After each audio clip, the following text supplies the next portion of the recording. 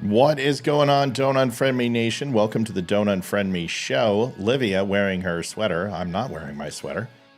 Day late and $1 short. Don't sweat it, Liv. Happy almost Thanksgiving, sweetheart. Happy Thanksgiving to you, too. What the hell was that? I don't know. Was that trying to be sexy? No. Or... Folks, the Don't Unfriend Me show, if you have not had a chance... you can stop by and get yourself signed up to the Don't Unfriend Me show. Pretty simple. What are you doing, phone? What are you doing, phone? Oh Lord. Just do it like this. Oh, checking the college football standings. The Buffs are ranked 24. That's okay. Kind of had a feeling. But that's okay. Yep.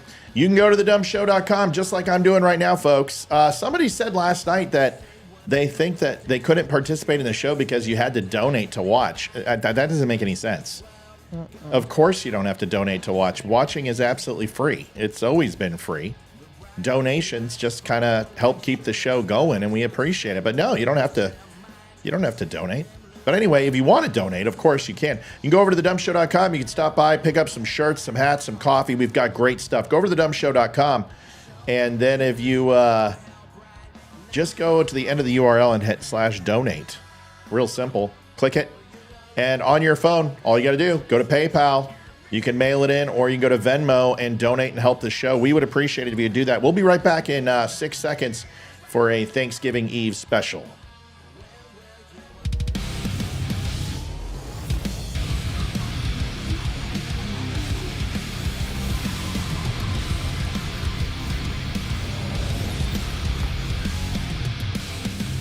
Snap it to a Wimkin.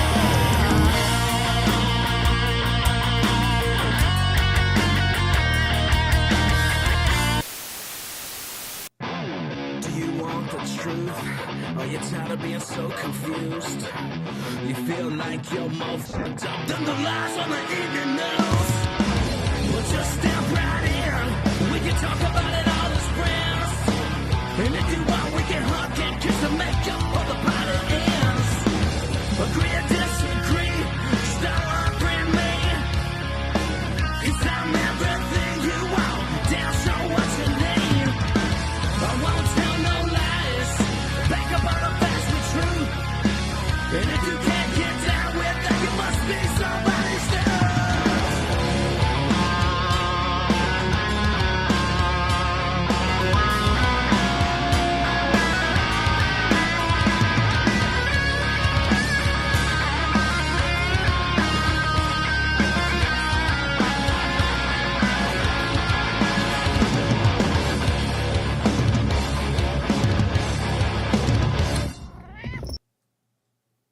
things that I hear most often that I always try to help people connect the dots is what is past is prologue. And although Shakespeare not my favorite, it's an interesting thing when you look at 1980 and the crack epidemic and what the United States government was involved in with the Contras. No kidding. So I don't understand why people are so shocked and they call Roseanne a conspiracy theorist.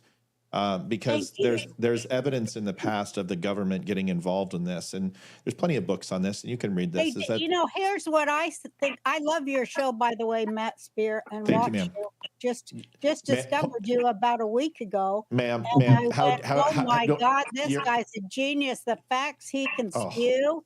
God, I love you. You can spew fact, and that's the sign of a genius. Thank you, ma'am.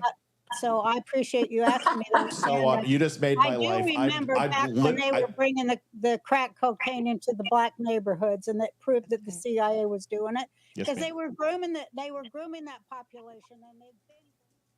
And adjusting transmitter output. This is the Don't Unfriend Me Show with your hosts Matt, Leroy, Amy, and Olivia. Geopolitics, military analysis, and election coverage. Coming to you live on all major social media channels at The DUM Show.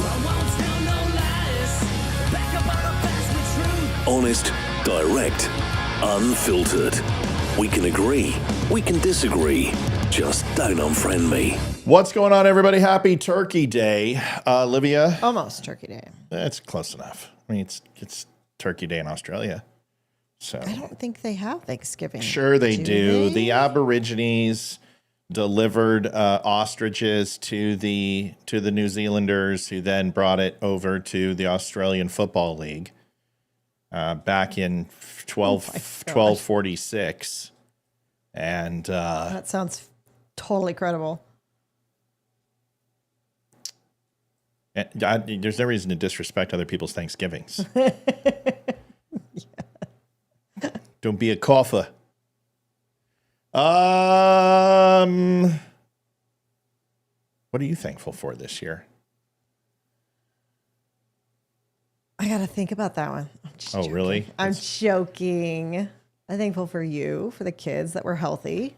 Yeah. That we've got. Is there a floating Chick-fil-A cup? Holy shit. I was like, what is going on? It doesn't look good. It looked better the way you were doing it. You were just like, it's like, woo, woo, woo. It's a ghost.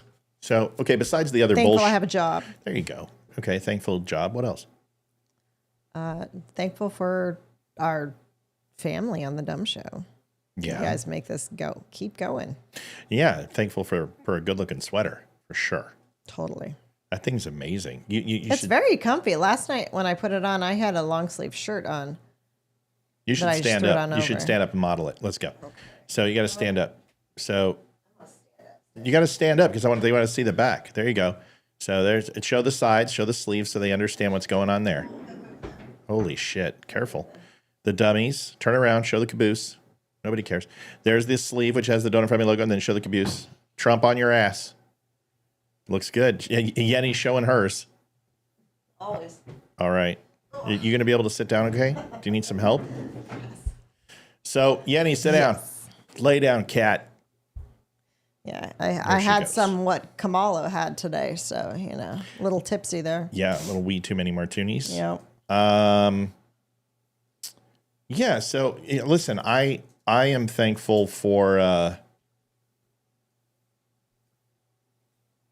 I'm thankful that the cavalry's coming, Yeah. Oh, yeah. Thankful that Trump got elected. Yes. Amen. That's a big one. I just, it's time. And I don't think I could have done another 4 years of just basically just getting so frustrated, trashing Democrat policies. So I'm thankful for that for sure. Goal is up. And so are likes and comments and shares. So I'm definitely thankful for that. I think I'm thankful. I'm thankful for. Thank you, Stacy, for starting us off tonight. We appreciate it. Show goals at 250. No, I didn't say I wasn't going to take the sweater off. No, it's not it at all.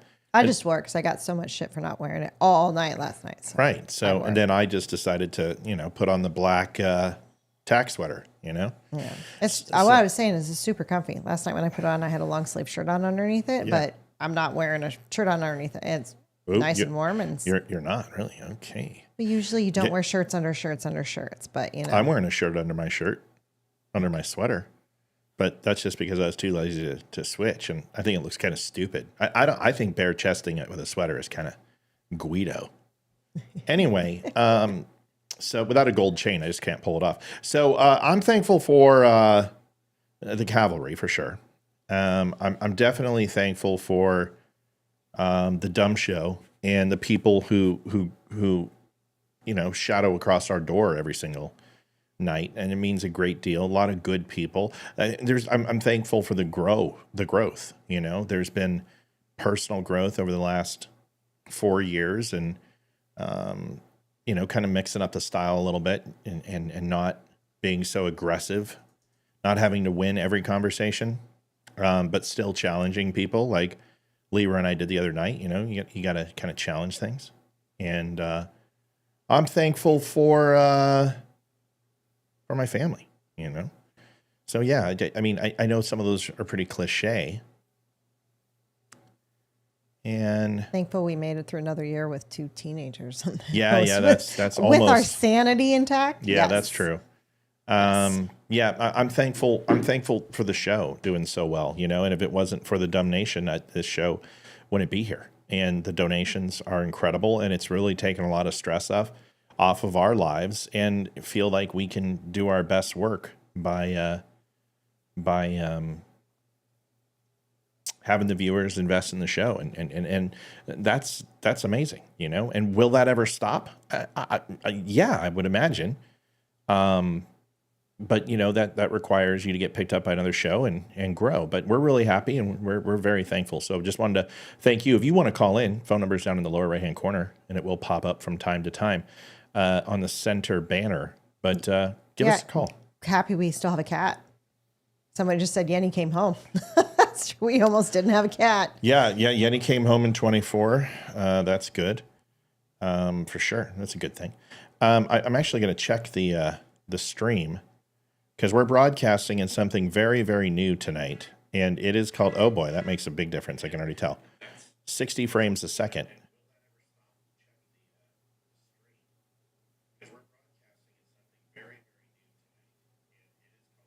There's hardly any delay now, Liv. That's fantastic. Yeah, we're only back by 5 seconds, but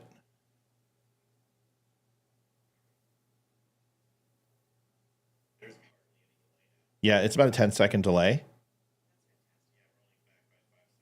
I'm looking at it.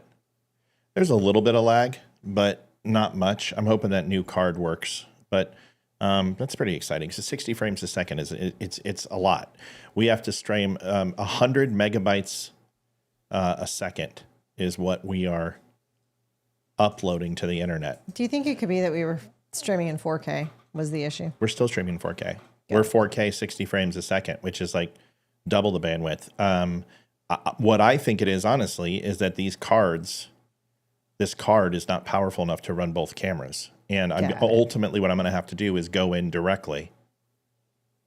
And that's just what's going to have to happen. Or what do you mean going directly? Well, right now I'm going through a splitter, and I'm probably going to have to go right into the back of the computer. But the problem with that is I don't think I can, because then I don't have a space enough ports. Well, I lose the extra monitor, and the third monitor is amazing. What I ultimately might have to do, which would suck, I don't know. I'll have to figure it out, but we'll come up with something. There has got to be a expander that will do this without any lag, but that's a whole other conversation. Welcome to the Unfriend Me Show, everybody. Please share, like it, all that. Go to Twitter. You can do us a favor, and please get Twitter going. Get Twitter banging. We need Twitter up. We got to get it excited and moving. Also on Facebook and YouTube and all of that, if you have not had a chance. Liv? Yes. Interesting thing.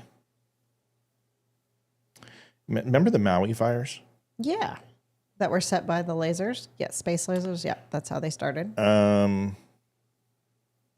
Mike, I don't need no stream decks. No, that's not it. That has nothing to do. My processing power is, it's not the computer. Like, this is the best computer on the planet right now. This isn't M4 processor.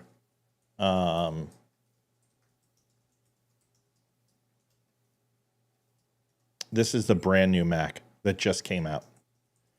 So it's, I mean, it literally came out 2 weeks ago. And it is trying to find out all the details of it.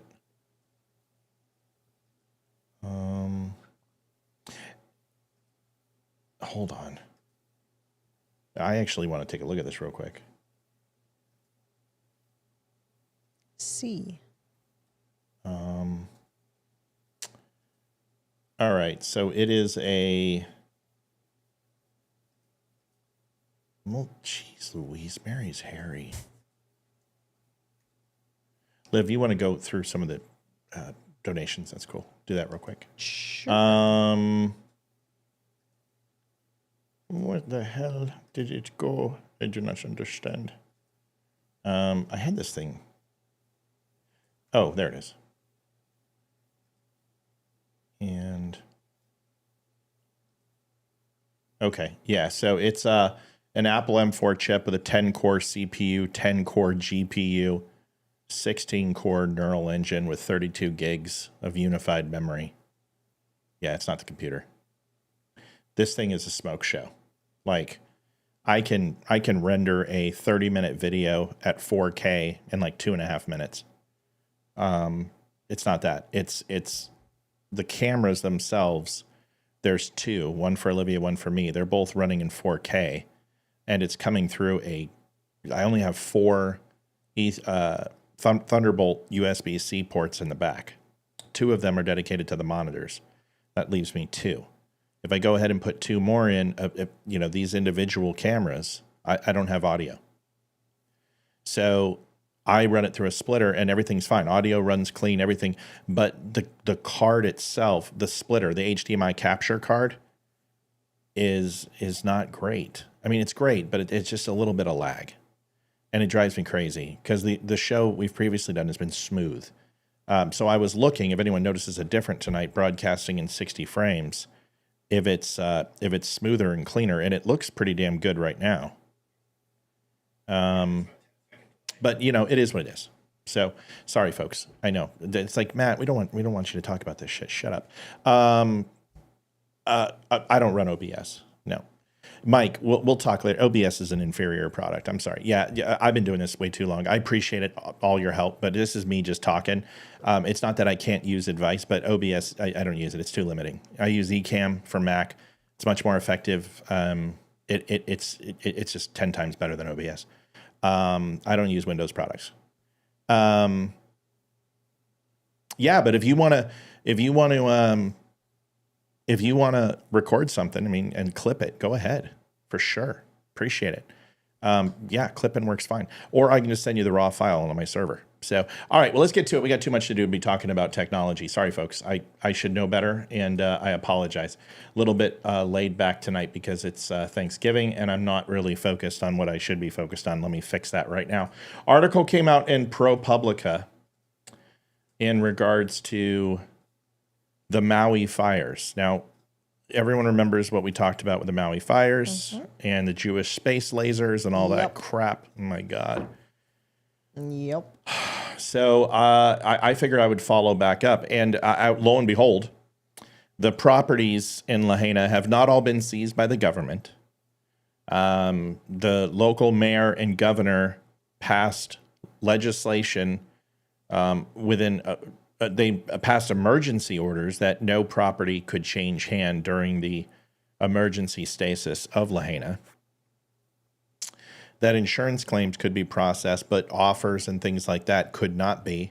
And they couldn't be forced out of their properties. If people wanted to rebuild, then they had that option first and foremost. So all that stuff that people said was going to happen, none of it happened, of course, because conspiracy theories just do what they always do. They're just a theory. It's just that's about it. It's just idiots trying to get clicks. But there is something that did come through when it came to FEMA, and FEMA once again in the news. Of course. Has landlords evicted Maui residents and housed wildfire survivors for more money.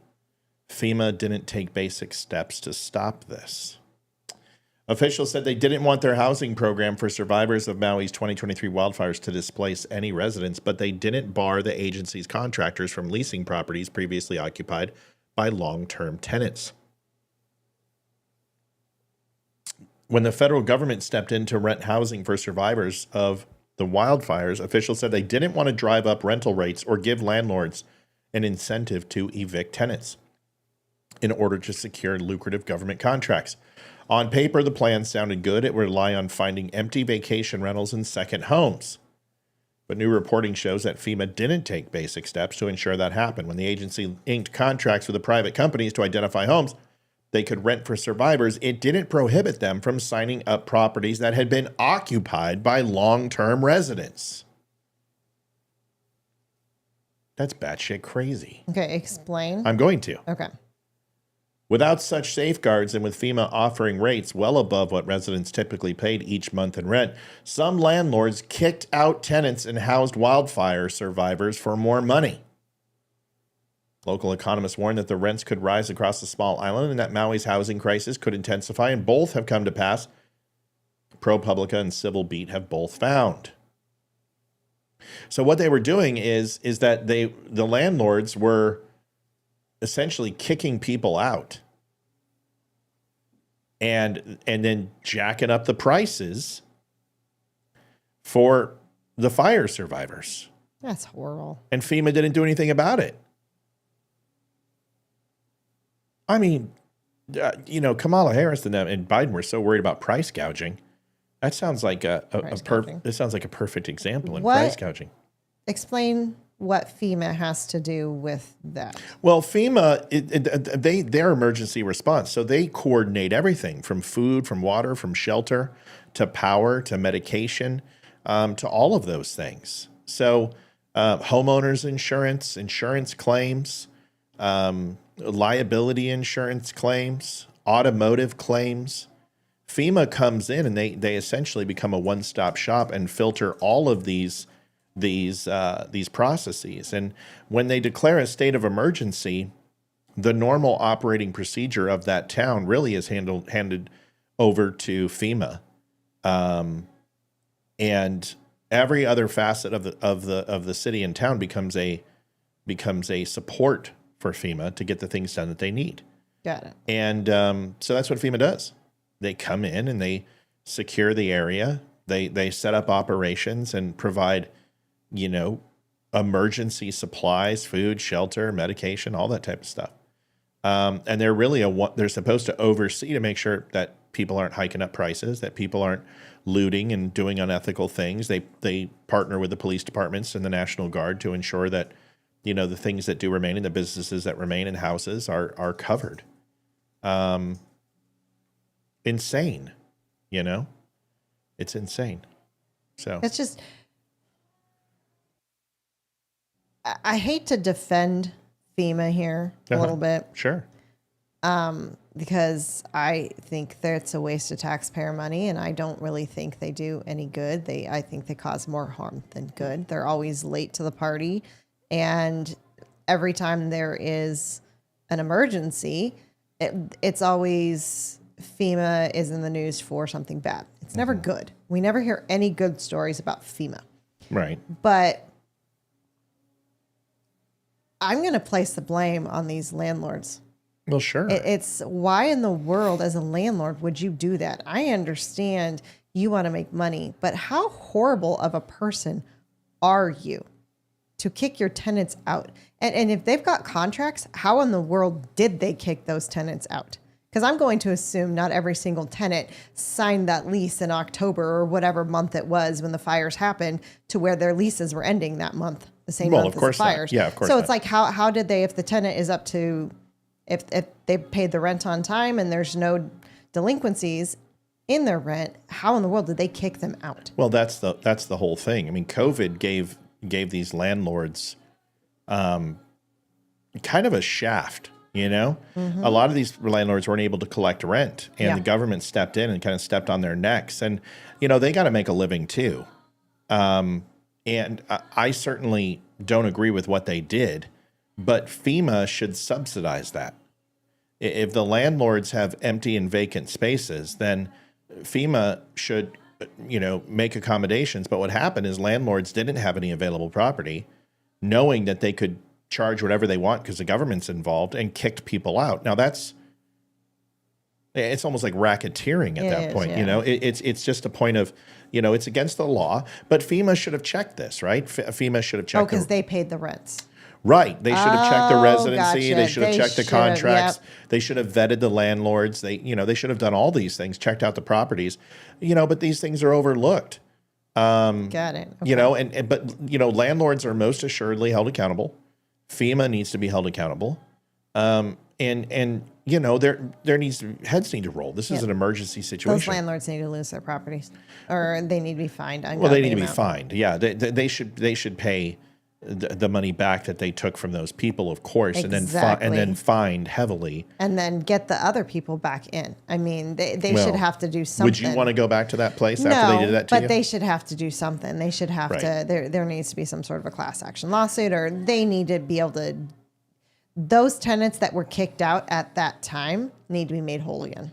Oh yeah, well, and they're gonna have their own recourse against the government for sure, right? Oh yeah. So it's not like they're not gonna have recourse. Stacy, I saw your pictures. Ouch. I hope you're feeling better.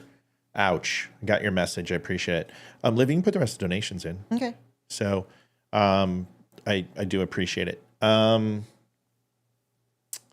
So yeah, just a little update. Just wanted to let people know where we stand. Give them a heads up.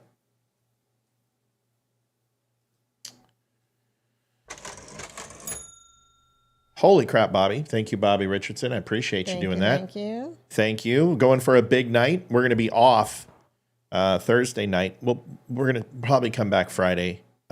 Maybe do a quick show on Friday just to see how everybody's day was. Maybe we'll see how it goes. I love all of my dummy peeps. I will not be on Friday. All right, we're not. It is decoration day.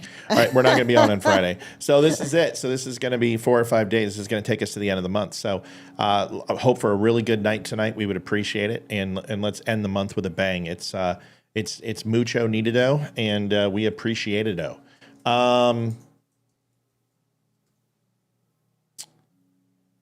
Yeah, let's. Yeah, I think I'm going to put this in. Just a quick funny video. These people are freaking crazy, Olivia. This is a bunch of white liberal women. Isn't it always white liberal women? I mean, Hayden and I were talking about this today. We're going to talk about the movie Wicked, but we're going to kind of bring this in together. Okay. And I'll tell you what happened. But this is these women jumped into a lake with their primal scream. Ooh. And to vent their frustration, and not a black person or a minority to see them, not anywhere. Stacey says she got great news. What news? What news? Thanks, Carrie. I'm glad you liked the article this morning. All right, let's watch this. I mean, not a black, brown person anywhere. All white people.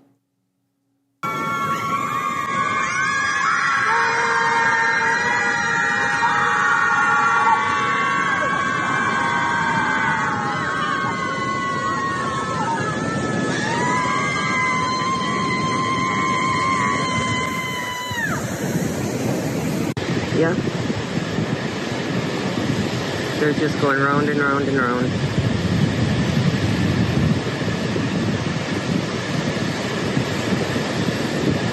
Number 6 great grandbaby, July 17th. Oh, Stacey, that's great news. Oh, that's awesome. Congratulations. Congratulations, Stacey. Are you sure you don't want to go and participate in a primal scream just to get that emotion out? I know. Oh, my God. Oh, you pasty frick. Oh. Dude, it's not the polar bear plunge unless there's ice on the water. My God. Come on. This is like dyslexic. I wonder if Exxon is going to go ahead and hit one of these guys like a beluga. They need to use their inside voices. Yeah, usually you beach whales. You don't unbeach whales. This is interesting. Dude, of all the times for a great white shark to go ahead and attack in shallow waters, now would be the time. I mean, wouldn't it be awesome to see an orca just come up and just like eat all three of them, and you're like, oh my God, Stacy, Renee, and Karen, what happened? Oh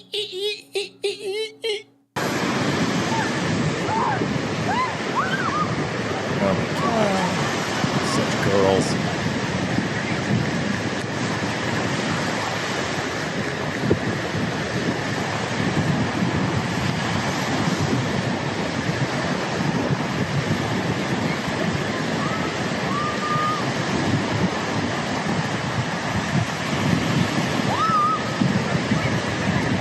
There's a state drone.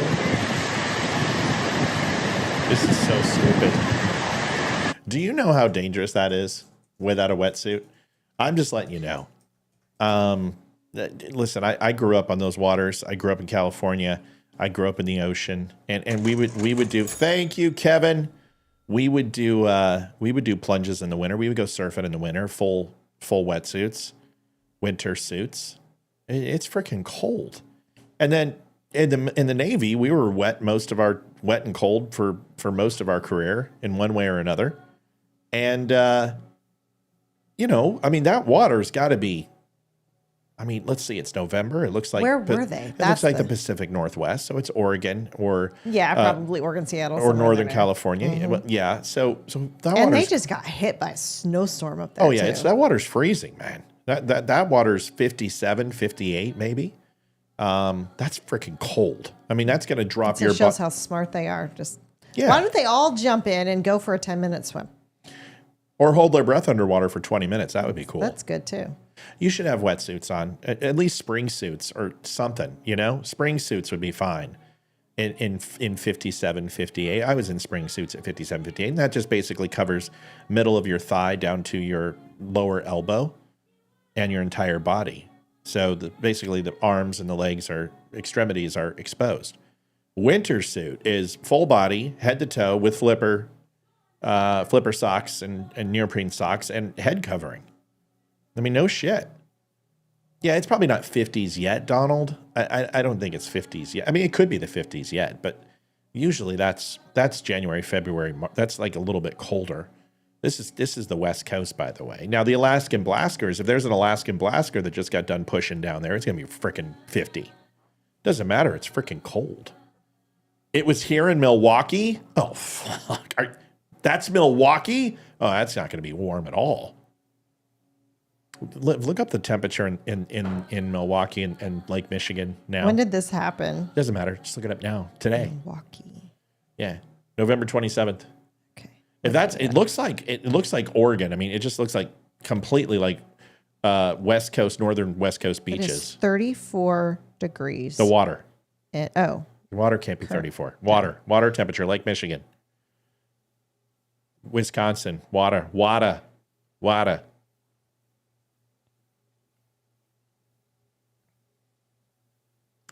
Because it's not going to be. I just want to see what that's. I know Wisconsin and Lake Michigan aren't the same thing, but I just want to get an idea of what northern waters are. Livy, I'm looking. What's the temperature of Lake Michigan? It's all you got to put in there right now.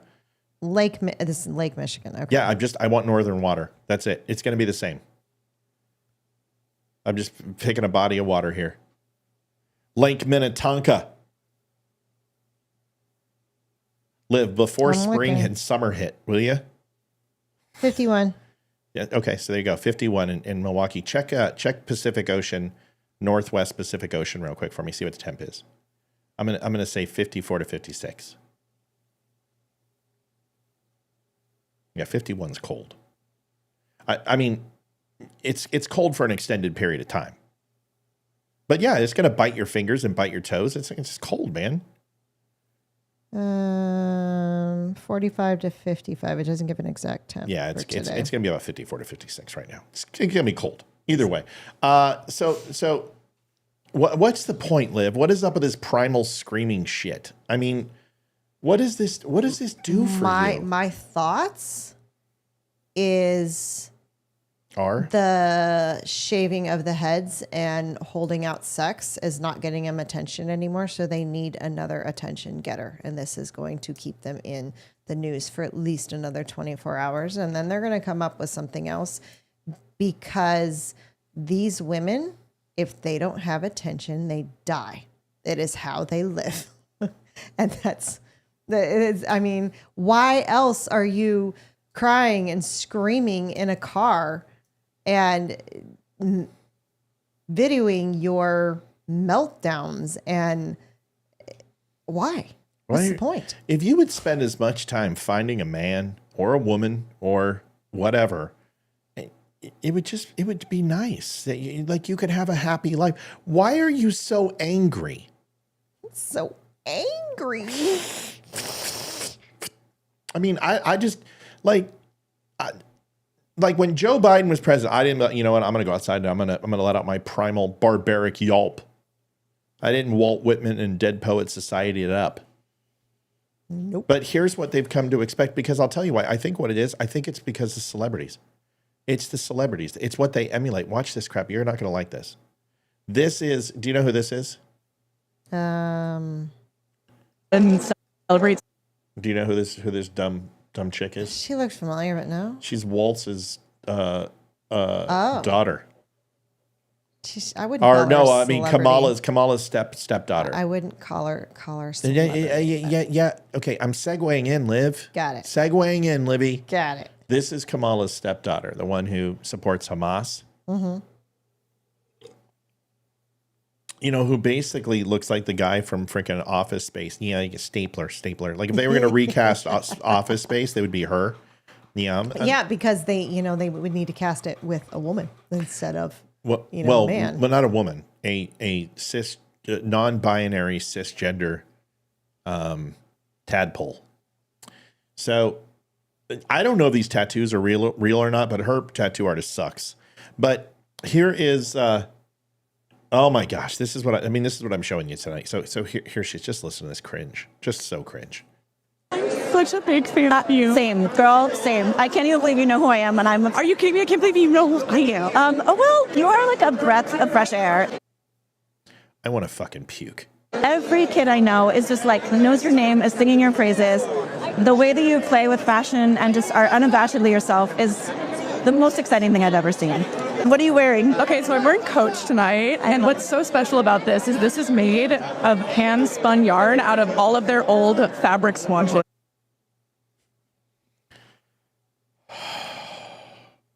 They really just understood my style and my whole ethos of sustainability. What has been the biggest influence on your style? Most of my inspiration is like objects. I'm a collector. I have like tchotchkes all over my apartment. Same. It's a problem. No, exactly. I'm like, why do I need another figurine? Because they're cool. So like, these are all yours? No, these are Coach. Oh, okay. These are mine. Oh, what has it been like for you, this whole thing? Like, how are you feeling? I'm feeling good. I'm feeling happy to be here and just celebrate fashion, celebrate Stuart. And honestly, this feels like I'll be rooting for you and your family, and we're so honored. And you're an absolute beacon, right? Dude, why don't you dike out right there in front of everybody, and that would make that video still horrendously awful, but seriously. Like, oh my God. Like I'm wearing a trash bag. You know, it would make that video even better is if you had some meat hanging off of your dress, like Lady Gaga did, because, that was awesome. Because meat dress, that's why. Like, wow, so cool. So, okay, if you didn't find any value in that, you're certainly not going to find value in this. Matt, I don't find any value in any I know. I understand. But I'm trying to make a point here. This is a segue into a multifaceted conversation here. Got it. And I'm building the stepping stones into my point. So I know you don't care about any of this. I don't fucking care about any of this. I'm trying to get to the part that we should care about. Okay? Okay. You know what Wicked is? Oh, yeah. Have you seen the play? It had, no, I read the book. You read the book? Yeah. The Wicked book? Uh-huh. It was a novel. No shit. I just asked. Yeah, okay, I got it. Yes. Eva Menzel. Idina Menzel played Elphaba. Eva Longoria Menzel played, and she did Frozen, and she was the main. So when I first saw this, I was like, oh great, they're woken this thing up. They got a black green witch. You know, it's like Little Mermaid when they make Ariel black. And I'm like, the only black person in The Little Mermaid was Ursula. And she was more of like a drow anyway, D&D drow. She looked like, Mother Malice from House in Mensa Berenzin of House to Erden, to be honest with you, Matron Malice. But whatever. So Ursula, that's a science fiction reference, fantasy, whatever. Olivia knows. So to be honest with you, I saw the Wicked thing and I'm like, this is okay. It's just a musical. It's fine. No big deal. So they have a black witch. Who cares? And they have a Mexican, what is it? Glinda. That's right. Glinda, the Northern Witch. Good witch. I just said that. Whatever she. Yeah, Glinda, the Good Witch. Okay, she's good. All right. God, it's just gonna be so detailed with you. You read the book, and all of a sudden you're aficionado. The Wizard of Oz. It's not Wizard of Oz. According to your daughter, it's not Wizard of Oz. It's Wicked. It's a spinoff. It's a role play. It's Wizard of fucking Oz, isn't it? Right. So I know I seem a little angry with this. I'm not mad at you. I'm mad at the whole thing because, as usual, they got to screw with things. That Hayden and I were talking. And she's like, I really want to go see Wicked. And I turn around, I'm like, oh my God, that thing looks so insane stupid. And she's like, well, Dad, it's one of my favorite plays of all time, and I love the music. And I said, oh, I'm not talking about that. I'm talking about the stupid interviews between the lead chick. Who is she, Liv? Ariana Grande. And? Her name is Cynthia something. Okay, black lady. So black propecia. You know who she is. She's got propecia. Alopecia, sorry. And she's bald or whatever. Cancer survivor. I don't know. And I'm not making fun of her. I'm just telling you that's what I saw in this interview. And a lady from like the Lesbian Times was interviewing them. And this was so cringe. Very much like what we just saw was cringe, but this is even worse. And Ariana Grande is like molesting this lady's finger. I mean, she starts stroking her finger like I got a little uncomfortable. Like I'm like, you two need to get a room. And then this lady in a leather jacket who's trying to butch up starts talking about, people are talking about the lyrics of this thing called Defying Gravity. And she says, it's holding space for people. What the fuck does that mean? So I want you to listen to this interview. It is the weirdest thing. And it's very strange. I mean, very strange. Now, I listened to this lady sing. I know who she is. I've seen her in something else. What was she? She was in that show we watched with Justin Bateman where it was the demon would overtake bodies. Oh, she's good. Yeah. She's so good. Yeah, she's amazing. She's a great actress. Great. She's a great actress. Oh, fantastic. And has beautiful an voice. Amazing voice. I love her. Yeah, I love her. I have no problem. Well, hold on a second. I love her. Just weird as shit. Go ahead. Yeah, I have no problem with how they cast it because Elphaba is green. It doesn't matter if she's black or white. Oh, yeah, it because does. Yes, she's green. No, it doesn't. I don't have a problem with that because honestly, she's an amazing actress and she can sing. If they would have cast a black person as Glinda, I would have been fucking pissed. What's Ariana Grande? She's like Haitian or fucking Puerto Rican or something. What is she? But she's light skinned and they made her blonde hair. Oh, I see. So as long as you don't look like a Mexican, are you like basically inserting yourself into this equation since you're Mexican and don't look like one? You look more like a Jew or an Italian than Mexican? Pretty much. Give me a break. Ariana Grande is Mexican, right? But Italian, Puerto Rican, Cuban, El Salvador, they're all Mexican. And that's she also has a really, really good voice. Yeah. It's okay. I'm not saying that. But what I'm saying is that it is Wizard of Oz. Mm-hmm. Now, I went and looked at the rest of the cast, and the cast looks really good. So I want to go see it. I do too. I want to go see it too. I really do. But this shit makes me want to puke. Seriously, makes me want to puke. Listen to this. You'll understand. Watch Ariana Grande. Listen to the stupidity. It's just so weird. It's so weird. They say we're weird. This language, I don't know what the hell they're talking about. And what is Ariana Grande doing? Literally, finger banging this chick. Watch this. I've seen This week, people are taking the lyrics of Defying Gravity and really holding space with that and feeling power in that. I didn't know that was happening. I've seen it, yeah. That's really powerful. That's what I wanted. I didn't know that was happening. I've seen it on a couple posts. I don't know how widespread, but You've seen it on a couple. You literally have this woman ready to like break down in tears that she has eclipsed something in her life that obviously is very important. And you're like, oh, well, I saw it on a couple chat rooms. I don't know how prominent it is, but people are holding space. Liv, look it up. What the hell does this mean, holding space? Because I don't understand this stupid generation. So just one more time. Are taking the lyrics of Defying Gravity and really holding space with that and feeling power in that. I didn't know that was happening. I've seen it, yeah. That's really powerful. Now, any chance that this woman has to tell you that she's a lesbian, here it comes. That's what I wanted.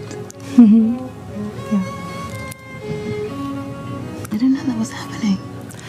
I've seen it on a couple posts. I don't know how widespread, but I am in queer media, so yeah. Of course, you had to get it in there. Take her moment, right? Take the lady who has cancer, who's bald, and is getting fingered by Ariana Grande. Take her moment and make it yours. I wonder if they lesboed out.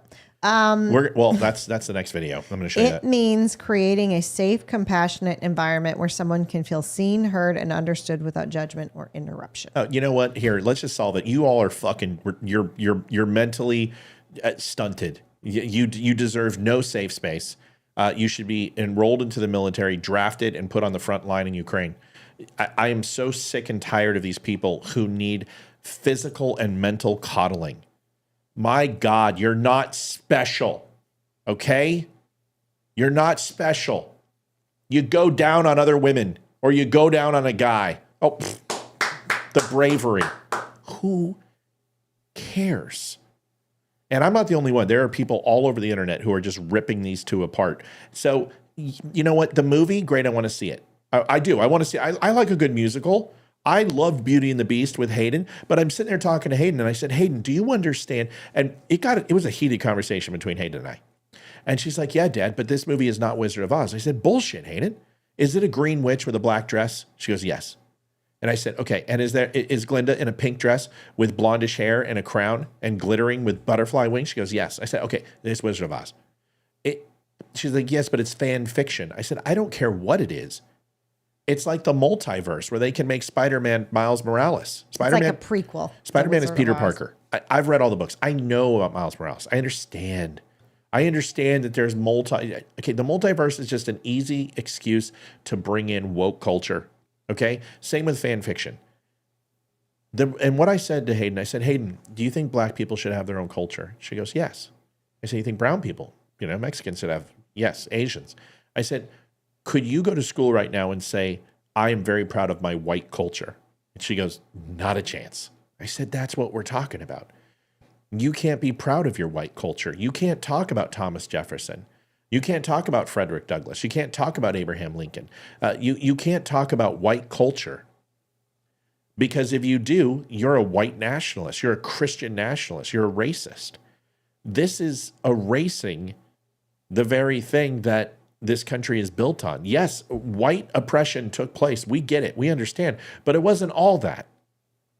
And the same people that you condemn for those things are the people you're not thanking for the ones who did fight against it. And the ones who did stand up and finally understand that equality isn't based upon skin color or where you put your penis. It's a right afforded to every American based upon individual rights through the Constitution, the Bill of Rights. This next video sums up exactly how I felt. And Hayden was the one who showed it to me. What I love about Hayden is she's fervently defending this movie, but she's also making fun of these two and saying that all my friends are making fun of them too. It's not just me. The View made fun of them. The View makes fun of you. Then you've really gone off the deep end. That takes a lot, especially if you're on the left and The View makes fun of you. Oh, yeah. So The View, but this is so great. So obviously the girl on the left is supposed to be what's her face, Ariana Grande. The one on the right. Look at, she put a plastic green straw in her nose. You're gonna see it right now, to look like the Good Witch. So watch this. This is crude humor but funny. What we chose to do with the roles was something that I think that should be studied. Yeah. Where are you from? Dayton, Ohio. Oh my god. Oh my god. Oh my god. Oh my god. Dayton, Ohio. Did I say something wrong? It has been an honor to stand by Cynthia during this hard time. Look at the green straw in her nose. I mean, her battling cancer. Oh no, I'm just bold. I'm sorry, I'm actually, I'm a little hungry. Oh, she's hungry. This is a Well, come on. She knows everything. She even knows, she understands the black experience. I don't think you understand. She's a chameleon. She's a shapeshifter. She knows more about being black than I would say even I do. Okay, we need to go potty. Okay, I love you. I love you. Nobody in all of my... Girl, you know I hate that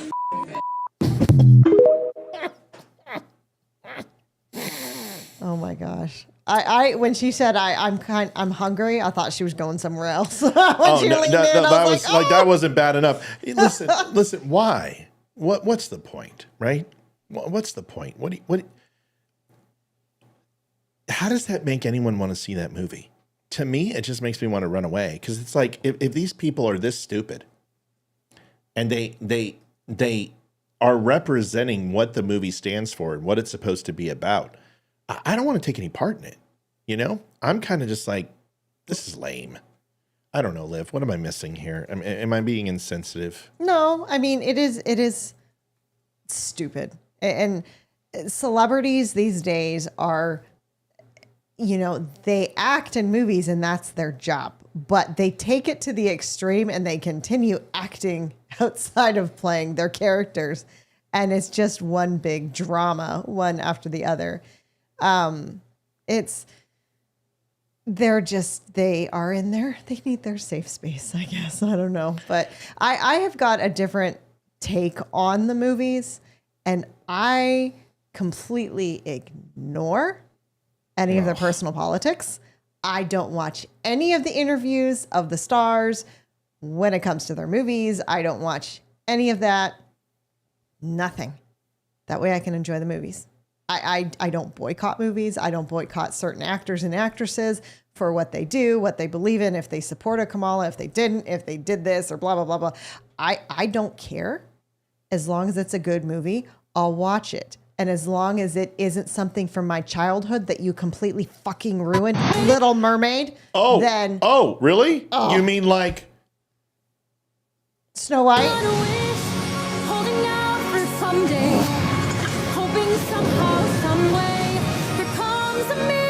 Find Snow White.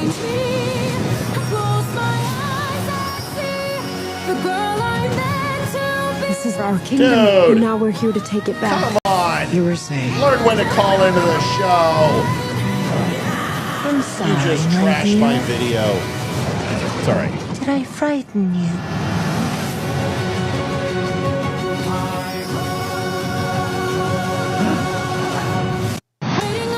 I don't think so. No, I'll never watch it. How stupid. It definitely is. Yeah, I mean, Little Mermaid, definitely. Snow White was a little before my time. Yeah, I watched it, but Little Mermaid was my childhood. I was a young girl, and that was my favorite Disney movie. She was my favorite princess. It had my favorite song. I sang that song when I was in voice lessons for one of my concerts when I was in voice lessons, and I still love that song.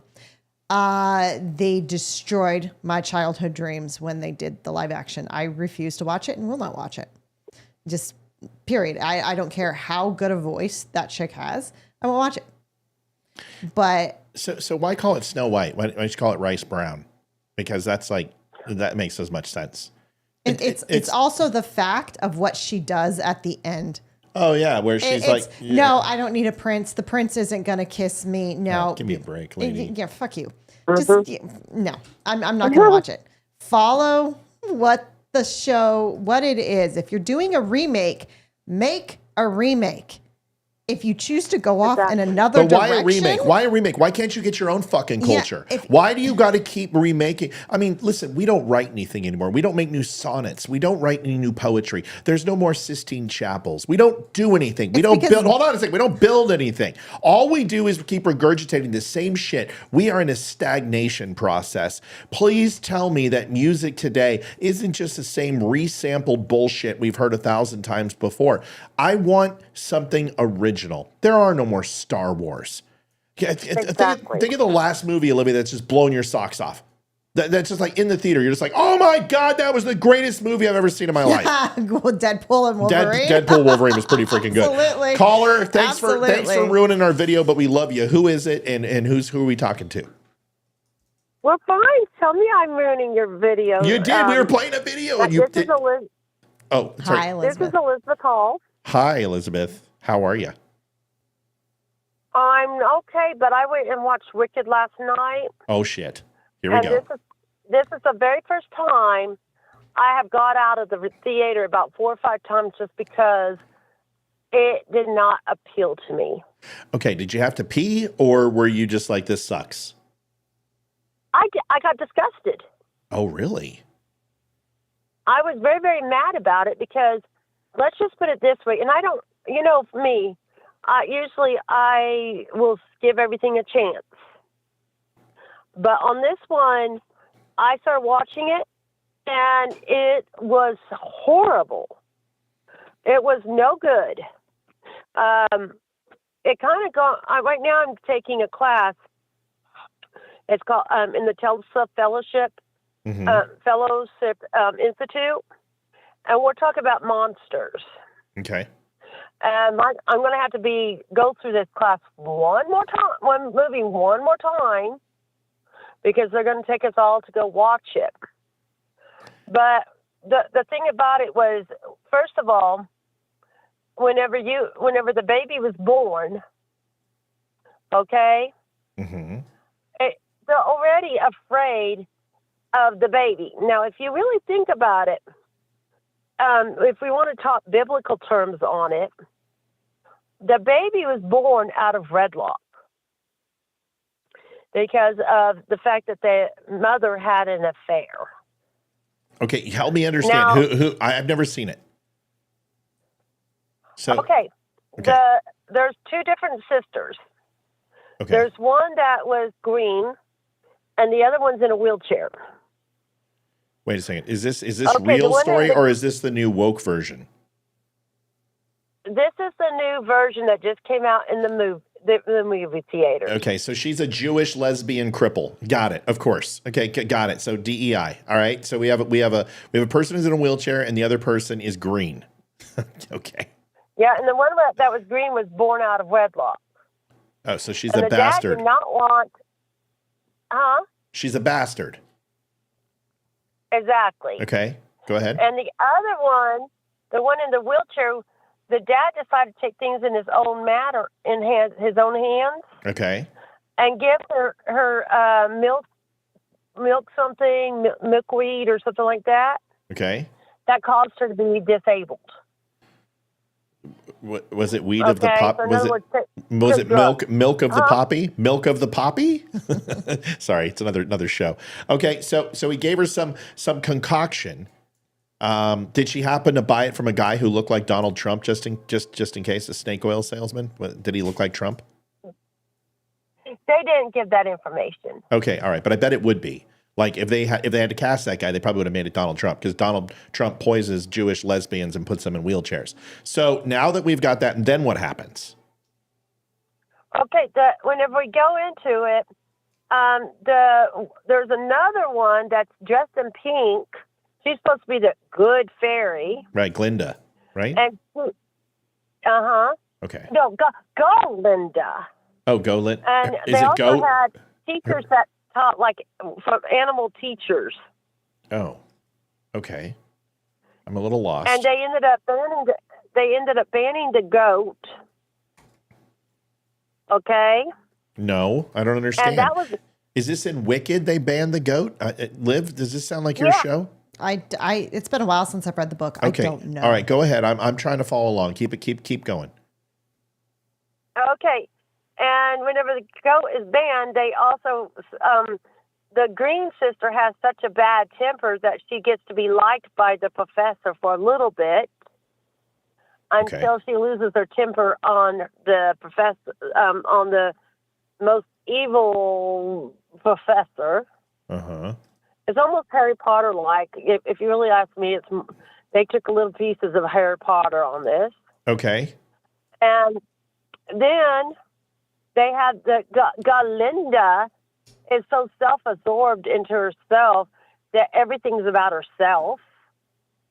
So she's so self-centered and so disgusting that I get so sick about her. Right. Okay. She cannot stop being so self-centered. Now, the chick in the wheelchair, hold on a second. Is this, did you see this person in the wheelchair? Yes, you did. Okay, now was this wheelchair made out of like composite plastics, or was it rolled aluminum, or some sort of carbon fiber like modern day types, or did they make it look like out of unicorn butt hair or something because it's a fairy fantasy land? I mean, did it look like a normal metal wheelchair, or did they actually put some effort into this? It looked like it was pretty much a wheelchair that had a bunch of sticks and bamboo put on it. There, see, of course, right? So they just cheapened it up. Okay, so of course they had to have an actual person who's in a wheelchair play the wheelchair. Just like when you have a movie about a rapist, you got to find real rapists to to do it. See, this is what I don't understand. It's like they get upset because there's not real dwarves in Snow White. So they have to CGI them in because they didn't hire little people to do it. Well, who says you have to do that? It's like when Tom Cruise in The Last Samurai, some white guy's coming and saving the noble, Ronin and the Japanese samurai. It's a fucking movie, people. Why does it always have to be so authentic? So they had to find a woman in a wheelchair. Great. Yeah, but let's step back a little bit with what you just said. Yeah. In my class, what we have learned is that whenever they did like chocolate and Charlie and the Chocolate Factory. Yeah. Did you know that they went out and got all these little people to come in and they built a village just for them? And that is what actually helped start the civil rights movement. Well, yeah, in the original, right? Yes. I didn't know it's impacted the civil rights movement. I thought it had something to do with the Screenwriters Guild, but no, I didn't know that at all. If that's the truth, that's crazy. Yes, that's what we've been learning in our class on the monsters class. Is that the little people, whenever they built the village, and all these people came together and started talking. That is, they talked and they said, "Why can't this be in the real world if they could do this for us on the movie set?" So that was one of the good things that have come out of some of this stuff. Okay, so here's what I've got, and that's what I thought. I don't know. I think what they're saying is it was kind of black and white symmetry, is that they were basing the Oompa Loompas experience and Willy Wonka and what happened to them to the civil rights. So it was a story that was kind of avant-garde and using civil rights to be in the story. It's not like the Oompa Loompas actually had an impact on civil rights, right? Because if I'm not mistaken, civil rights would have been passed well before Willy Wonka and the Chocolate Factory came out. But the point is that okay, that's great. But here's the problem: is they got the Oompa Loompas to come in and be little people. But the problem is that then they were offered other roles. Like there was another movie that was done, and I can't remember what it was. Maybe the Muppets movie or another movie. And a lot of them went on strike and said, we can do more roles than just little people. And it's like, no, you can't. No, you can't. And this became a big controversy. And I don't remember remember the guy from Foul Play? If you guys saw that with Chevy Chase and Goldie Hawn, there was the dwarf in the movie, and his name was the dwarf, and he had a monocle, and a very, very popular little person. he spoke out against it. But then there was a guy from Willow who also is huge, and he was the wizard. Both of those guys had a lot to do with getting little people to come back in films and fill in the roles for like the Ewoks and other things and having them do that. But before that, they weren't taking roles because they were, with the Screenwriters Guild and the Actors Union, they were pushing up against that they could do other things besides this. And unfortunately, there's limitations that you have. I mean, this lady's in a wheelchair. She can't do the role of Jesse Owens. One is because she's a woman, and two, because she's in a wheelchair. I mean, I just don't understand what this whole thing is, that we have to get every single class of person, every miserable experience on film so we can all enjoy their misery together. All right, Elizabeth, what else about this movie? I've gone on enough. Yeah, Warwick Davis, is that no, is that his name? Warwick something. Yeah. Okay, go ahead, Elizabeth. I'm sorry, I didn't mean to go on a tangent. No problem. But you can kind of see where it was just not that great of a movie, because it's just so not there. There was no meat to it. It was about being so self-absorbed and so self-centered that there was not really any meat. Yeah. But here's the thing, Elizabeth, and this is from Melanie, and this is an interesting statement. She says, but no, many little people were casted out of jobs and have no income, and they're suing the studios. Here's the thing.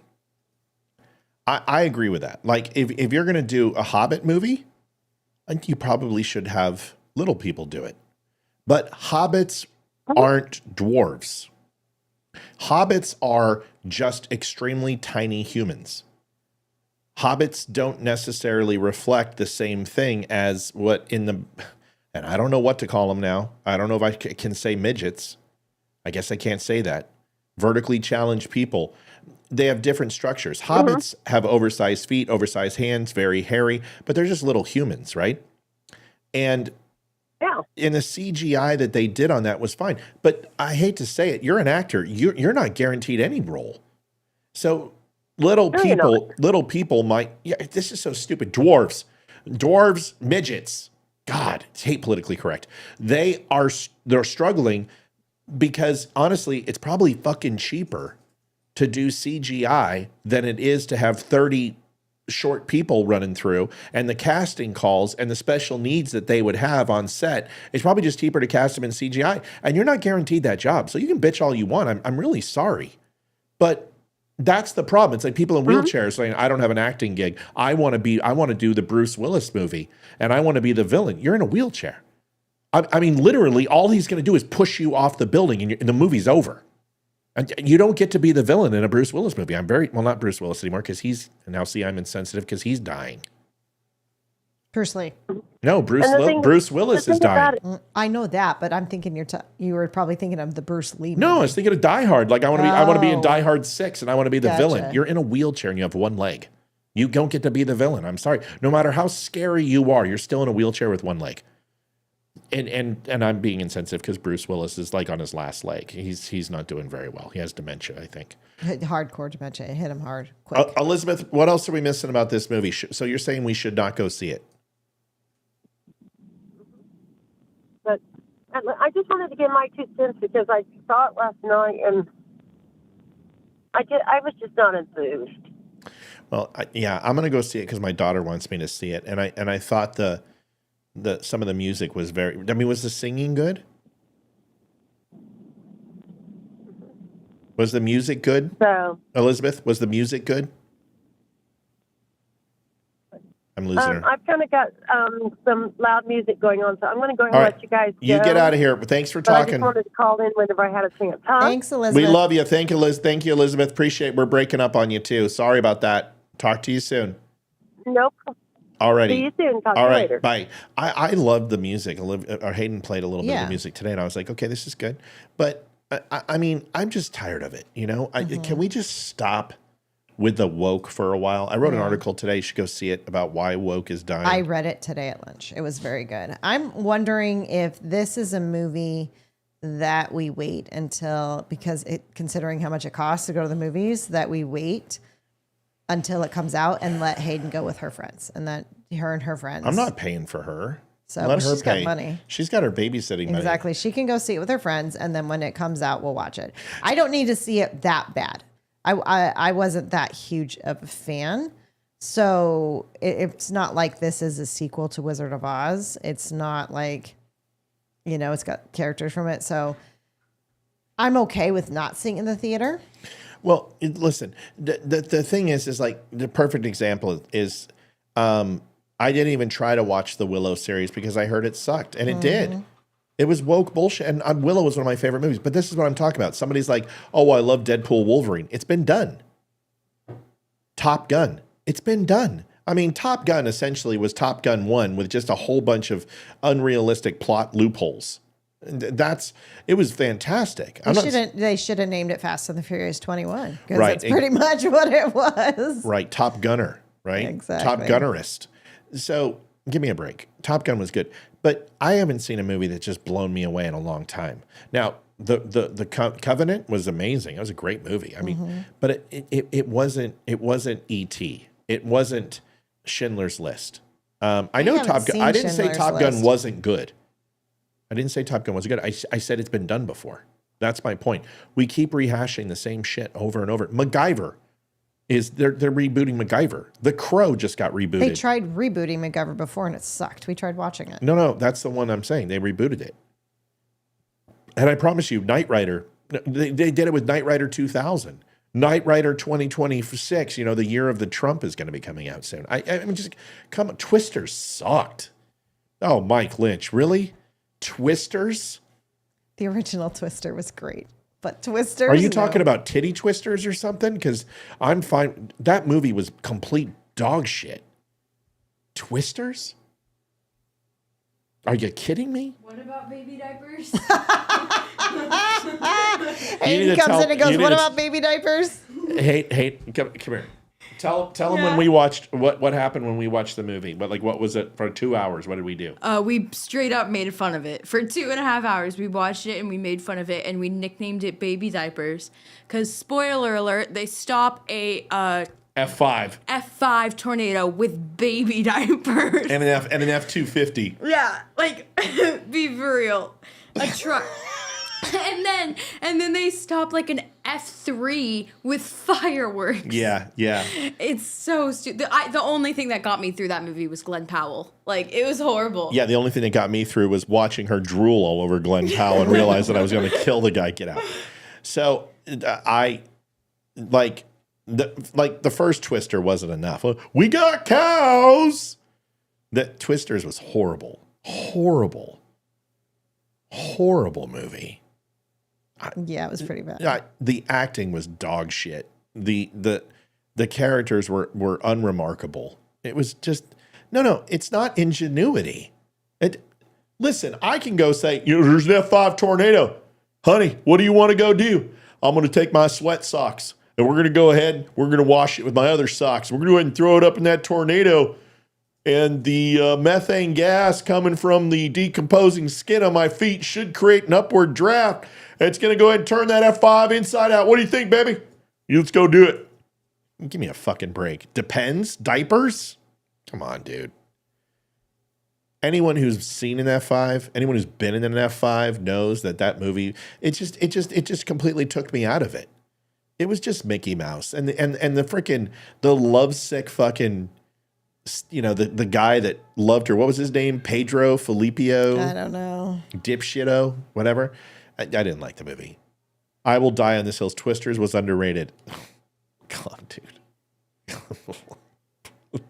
Okay. Oh God, I call that brain garbage. And I like movies that are just stupid. We watched all the Fast and the Furious movies. Oh, all of them. Fast and Furious was more realistic than anything that Twisters was. I mean, seriously, the next Fast and Furious is going to be like Fast and Furious Go to Space, and that's still going to be more realistic than Twisters. Come on. What a bunch of garbage. I got a new angle on the new Russian hypersonic coming in here.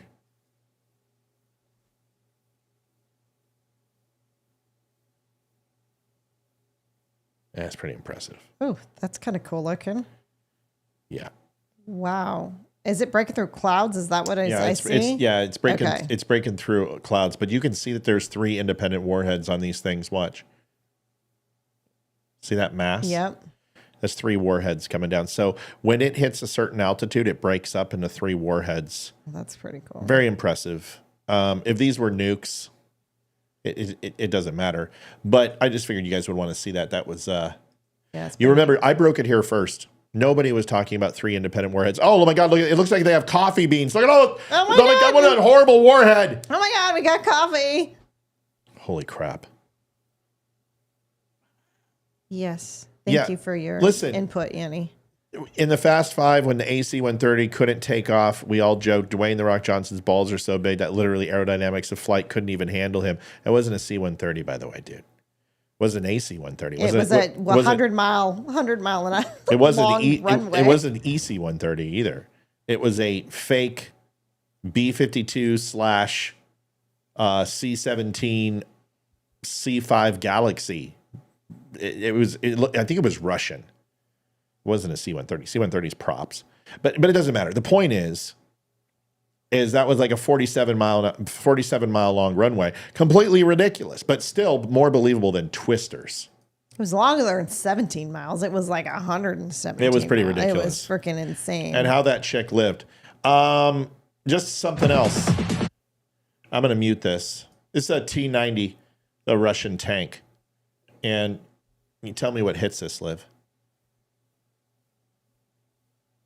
So ridiculous. Do you want to know what they're doing? Do you know why this cover's on the top of it? Why do you think this cover's on the top of it? Camouflage? I don't know. Yeah.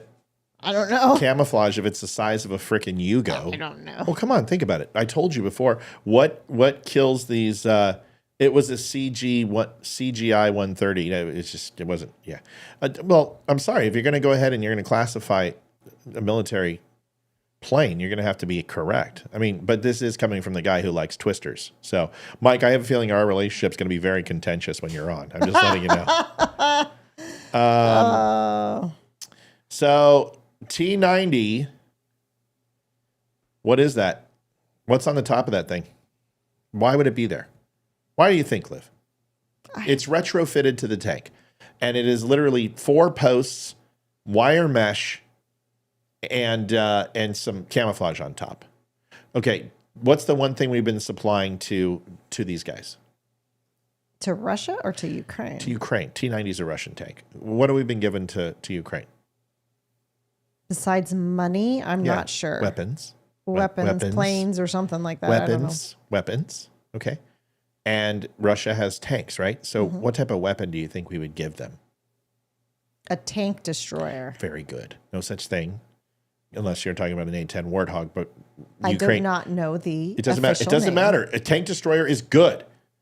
So we have certain missiles, tow missiles that are shoulder mounted that Ukraine can fire that essentially hit the top of the canopy.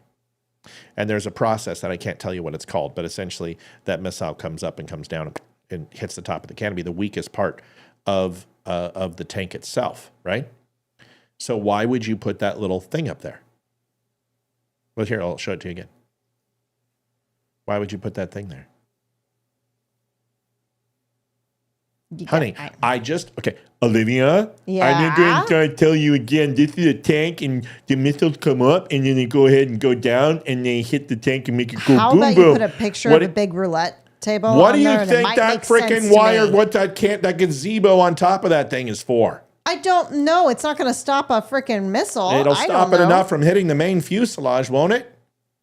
Yeah, but it's going to explode and hit up there versus hitting the main part of the canopy. And that's why you do it. It's going to try to stop drones. But watch this. See the top left picture? Mm-hmm. Okay. It's not a Volvo. Uh-oh. Did you see that? It went in from the back or something. Well, yeah. That drone and I have that in common, baby. So, watch this. Is it coming in from the back? Front. Maybe Front. That's right. Underneath the what? the where the main cannon thing. The main giant. Yeah, the giant cannon. You didn't call it a gun. Good for you, cannon. Here we go. Boom. Now, what also happens to be right about here? That I don't know. Come on. Think. Take your time. What do you, if you were to drive this thing, would you be driving it from back here? No, that's probably where the steering. Right around this area. Oh, so you got to be able to breathe in that thing, right? Yeah. Take a look at this thing. Oh no.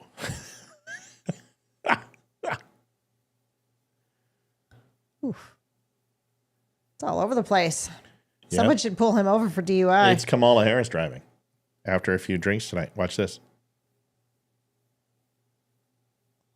It is drones. Look at that. So driver goes out here, and then the rest of them come out so they can get hit with a Pred missile. Look at these guys.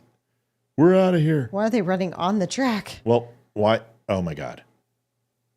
Because it's like 6 feet of snow. There you go. Yep. Path of least resistance. They're trying to get for these trees and get under cover. So Well, the driver went like face first into the snow. well, why do you think he would do that? Because he's really hot or on fire. It's because his face is burning off from what from what just took place. So this brings up the conversation that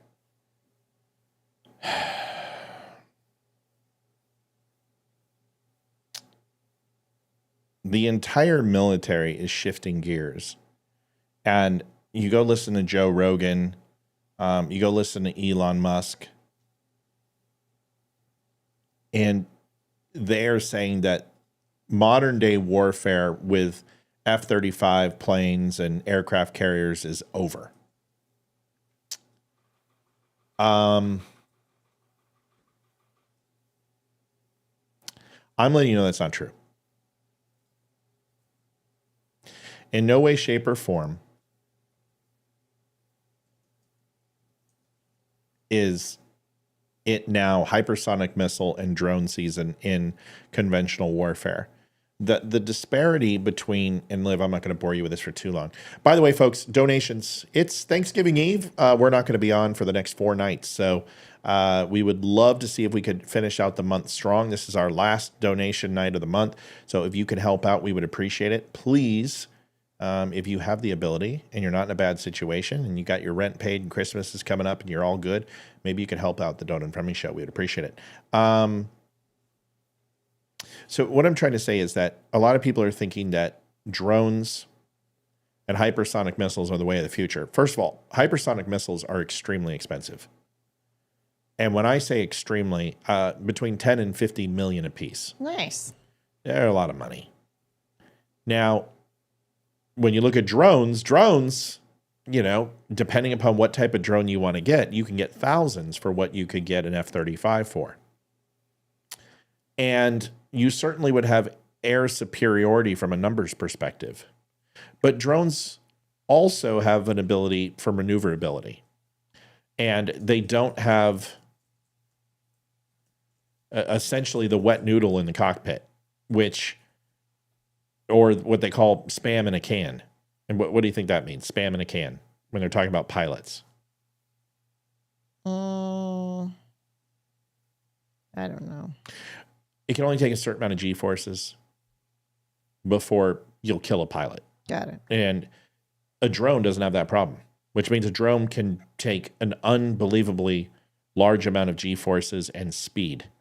And they're assuming that they're going to have drones that are capable of Mach 3, Mach 4, Mach 5 within the next decade that are going to do incredible maneuvers and capabilities. And that's great. But that's good for countries that are poor. And it's good for countries that are on the smaller scale. So it's going to help places like Malaysia. It's going to help places like Canada. It's going to help Tunisia and Sumatra and countries that don't have a godly amount of money. Now, people are saying, well, what happens if you launch 100 hypersonic missiles at an aircraft carrier? But more than likely, you're probably going to do some damage. But what people don't understand, it's not just the aircraft carrier you have to worry about. You've got to worry about the sub. You got to worry about the Arleigh Burke destroyers. You've got to worry about the support class ships that are there. You've got to worry about the other carriers across the country. There are several systems built on an aircraft that I can't even talk about. A lot of people know CWIS, but there are other things that I can't even mention. You're going to have a hard time, even with hypersonic missiles, taking out an aircraft carrier. So I understand Vladimir Putin says, oh, you won't be able to see these missiles. Understand this. A computer is controlling that hypersonic missile, and it's programming ahead of the speed of the missile. If you think that there are weapon systems that we possess from a defensive standpoint that can't think just as fast as that missile's coming, you're insane. You're insane.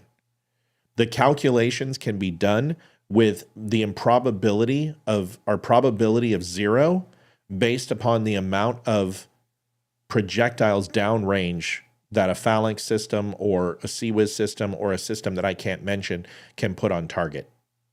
And as long as you have direction speed, overall wind speed, overall whatever other effects can be computed, that computer from a defensive standpoint can compute as fast as that thing's moving. And all it has to do is adjust. Now, people are like, well, those bullets aren't going to fly fast enough for that. That's not the way it works. All I can tell you is that we can get an OS specialist here. We can get a fire specialist, DC fire controlman here. We can get Leroy on here, and he'll tell you the same thing that I'm telling you.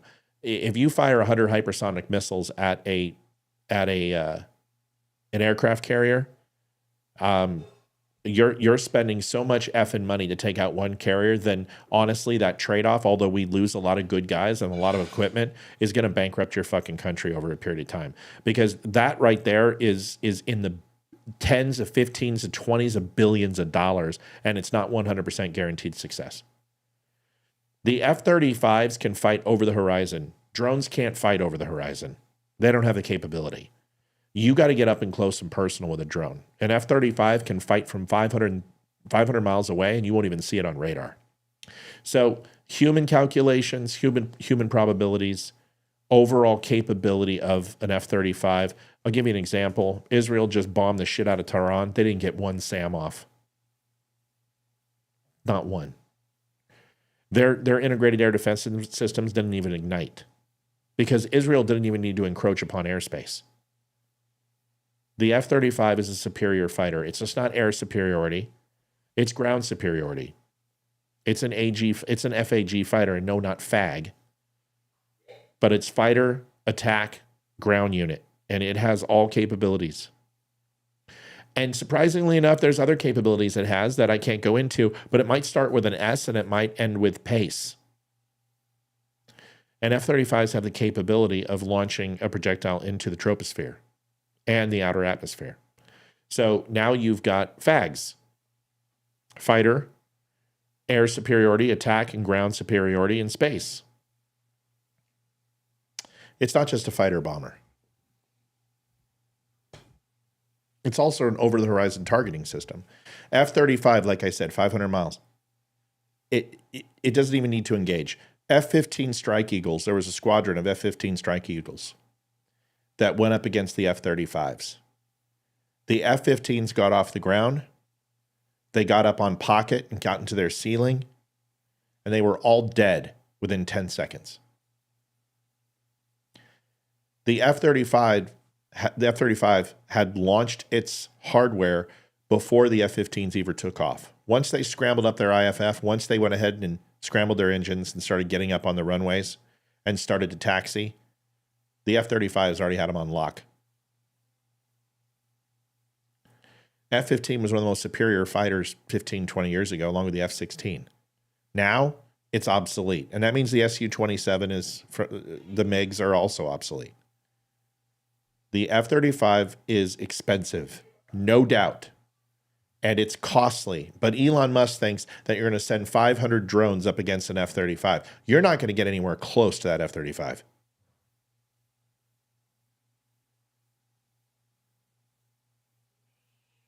You're not even going to see it. So we're a long way away from that. U.S. military technology is superior. Don't listen to Russia. They're full of shit. Liv? Yes. Do you know who Scott Pressler is? No. Scott Pressler is a gay man who is conservative a activist Republican. Scott Pressler. Tonight, quote, And I think I remember him. we had him on the show. Yeah. Not had him, but we saw talked him. about him Yeah, on the we show. talked about him on the show. Yeah. Yep.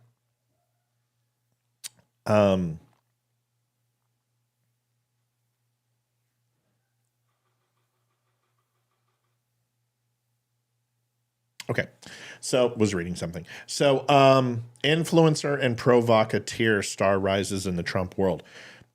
I've been spending a lot of time watching Pressler, and CNN does a little hit on him. This is a hit piece. Liv, how are we on donations? Are we struggling? Yep. Had 3 tonight. That is it. Ooh, tough tonight. Okay. Well, it's Thanksgiving. All right. Let's go ahead and watch this. This is Scott Pressler. This is the man, honestly, who single-handedly, along with a lot of staffers and a lot of support, worked with Koreans, the Amish, went into the inner city as a gay man. It is a Trump supporter. It's a really cool story. Take a listen. tonight, quote, the Amish delivered. Those are the words of a man few people know, but a man who was key to Donald Trump's win in Pennsylvania. The controversial conservative activist, Scott Pressler, who's involved in the I can't answer that, Kevin. No. group Gays for Trump, a vocal election denier, goes by the Twitter handle The Persistence. He helped deliver that all-important must-win state for Trump, in large part by focusing on, as he says, the Amish, frat guys, and hunters, among other groups. And Pressler, as our Ellie Reeve reports, is just getting started. Everybody just big smile and look cute. Okay. Cheese. Cheese. Scott Pressler is the kind of political. Kevin, I'm not going to go into a whole bunch of detail. Look up the DAS system, DAS, Distributed Aperture System is number 1. Look at Electro-Optical Targeting System, EOTS, that's number 2. And then the AN-APG-81 radar, I think, and the AES radar. Those are independent. There's also something, I can't get into specifics on what it's called, sensor fusion. I don't know if you know what that is. It doesn't matter if you don't. And then data links, MADL. It's multifunctional advanced data link. All of those things help F-35 with its over-the-horizon targeting. AWACS also plays satellite tasking and also laser guidance too. And eyes on target also can coordinate. E2Cs, pretty much anything, but AWACS predominantly, yes, will have an impact on that. And whether those be roving or fixed. But these F-35s are over the top. Those are the systems I can talk about that are unclassed. I can't even go into any of the other stuff. So needless to say, the F-35 is a weapon of war, 100% capable of accessing and acquiring high-value targets autonomously from AWACS. That's the answer. Okay? Figure only possible in the Trump era, going from social media influencer to actual proximity to power. Pressler is taking credit for turning Pennsylvania red. He created a PAC, Early Vote Action, to register voters and targeted the Amish, frat guys, hunters, and other groups. His PAC got a $1 million donation from Elon Musk. So walk us through how you do it. When I tell the Amish that they can vote a private, secret ballot that is mailed to their house and they don't have to have their buggy seen going to a polling location, they love the mail-in ballot. But a lot of people sort of come up as social media influencers and then they fizzle out. And you actually, took the opportunity and started doing something quantifiable. He was at the Capitol on January 6th and at Trump's return to the scene of his near assassination in Butler. President Trump took a bullet for us. Last week, Pressler was in Bucks County, Pennsylvania, because of a controversy over what ballots would be counted in the Senate recount. Watch how CNN cherry picks what this lady says, like where she doesn't roll her eyes about abortion. She doesn't get combative at all. How they just cherry pick what she says. This is why these people are just the absolute enemy of the state. A frustrated county commissioner had said some misdated and unsigned ballots would be counted despite the rules. If I violate this law, it's because I want a court to pay attention to it. This went very viral, in part because... See how if she didn't specifically say what she said, which was, yeah, I want to violate this. I am doing this on purpose. So a higher court does look, she says if. So they cut these things to spin their narrative. Pressler. She apologized at the next meeting. The passion in my heart got the best of me, and I apologize again for that. I made a mistake. But by then, the Pennsylvania Supreme Court had ruled those ballots wouldn't be counted. Pressler and his fans had won. Yet they turned out anyway, and the room had a kind of intense vibe. Do you think the 2020 election was stolen? It definitely was stolen. Okay, so can you explain something to me? Why, if they can steal an election, why would they steal it once but not this year? Because people were on to them. The divisions in the Democrats made it very hard for them to try and steal it again. Thank you to every single patriot that showed up today. Glenn, what's going on with Mike? Let me know, please. Thanks. I think what you heard today is the frustration of people that have been told they are election deniers. And here we have a sitting commissioner that's an election denier. And we have a currently sitting Senator, Bob Casey, that is also an election denier. And it's almost karmic. And yes, that's why in part we were here to take a victory lap. We won, and we did it fair and square. If we take that commissioner's words in the worst possible light, let's say she truly meant rules don't apply and she could count ballots that shouldn't be counted. She tried. She still failed to steal the election. Okay. All right, hold on. We'll address this in a second. Right? Like, you guys still won Pennsylvania and Bucks County. So help me reconcile that with your past, with the Stop the Steal movement in 2020. Like, why could it have been stolen once but not a second time? Injustice anywhere is a threat to justice everywhere. If we let them get away with doing this now, they'll do it in 2026. They'll do it in 2028. This was us peacefully putting our feet down and saying, no, enough is enough, and we're not going to allow you to do illegal and unlawful actions. And we're going to hold you accountable. Ready? 1, 2, 3. Cheese. Trump. I noticed that when you urge people to action, yes, you often include the word peacefully. Is that to avoid another Jan 6 type incident? This is an amazing answer. With all due respect, it's to avoid people like you guys saying that I'm anything but. My motto is to just be super cute, have my data and facts, treat everyone with love and respect, and as you can see, an army of people will follow. And it was a small army, which included followers of a Korean church led by rapper King Bullethead. So when you were up there speaking, it almost seemed like you were taking a bit of a victory lap for turning Pennsylvania and this county red. Absolutely. A lot of people questioned our voter registration. They said, Scott, flipping Bucks County to a plurality of registered Republicans, that's not going to translate into results. And yes, a little bit of the victory lap was here to say that for the first time since 1988, we flipped this county and it voted for President Trump. It's kind of, saying to people, no, we're the real deal. Pressler first got attention in 2017 when he worked for an anti-Muslim group and organized marches against Sharia, despite there being no Sharia law in America. He was also involved with Gays for Trump. You described yourself as a data guy. Yes. But early in your career, you were more of kind of like a social issues, culture war guy, like Gays for Trump or Act for America. Can you tell me about that shift in your career? I have grown in how I approach politics. I see my work and my evolution in politics as I laid a foundation, and now I am meticulously building on that an esoteric understanding of how politics is going to win elections, focusing on demographic groups, get them registered, get them mobilized, get them out to vote. Twice, RNC officials have indicated they would hire him, but it hasn't worked out. Still, he's built a loyal fan base. Have you spoken to President Trump since the election? I've spoken to Laura Trump. What'd she say? Our conversations out of respect to her and the Trump family are private, but she was congratulatory. And what about Elon Musk? I think he's a wonderful... Folks, not everyone can donate, but you can hit the like button and share button, and that means a lot. You shouldn't be ashamed of this show. It's a good show. We always focus on integrity and trust, and we never BS you and lie to you. We might get a little cagey sometimes, and my mouth may get away with me. But we're always a good show to share. So please do me a favor. When we got hundreds on, we should always have multiple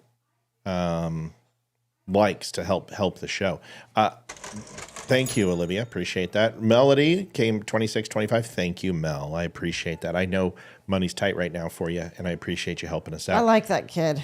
Yeah, I like amazing. his answers to look cute. That's funny. He seems like he's a good dude, and you know the RNC not hiring him, that's not a knock. He's where he's supposed to be. If we had 50 Scott Presslers in every single state, we would never lose another election again. Guy's an amazing human being. I don't care that he's gay. Who gives a shit? He's like every gay guy I've ever met in my life. He's exactly like anyone else. I don't want to screw with that guy. I wouldn't want to see him pissed. Does he look like a guy that you would want to piss off? No, he's a man. He's gay. Who cares? That's the only thing about him that I'm supposed to know. That 2-minute video sells me on who he is. He's growing. He looks like a larger Charlie Kirk a little bit. But he's a very smart guy. I really like him. I'd love to talk to him. I think he's a good human being, and I stand up for him 100%. He's amazing. Folks, we are T-minus 16 minutes away. We're about $47.21 away from our goal. If you have the ability, maybe you could help us out so we can hit that. We want to keep that streak going. We have hit it for 8 months in a row. You guys have been, it's hard to believe it's almost been a year. You guys have been incredible helping us out, but also we've been doing now for 33 days the evening, or 33 times the evening donations. We've hit them each night, so we're going to keep trying. We try to keep the goal modest. We look at it this way: if 10 people, put in $25, we're there. If 20 people put in $12.50, we're there. So we just try to look at it that if we've got a couple hundred people on, we're thinking that we can try to hit it every night. So far, it's been pretty good. Scott Jennings. Liv, do you know who Scott Jennings is? It's good. No. Dude, this guy's, I love him. Like, a lot of people ask me, hey, man, would you go and go on CNN? Yes.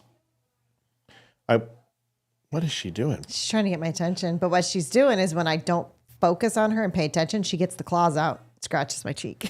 So Yenny. she waits. She doesn't do it right away. She waits until I ignore her. What are you doing?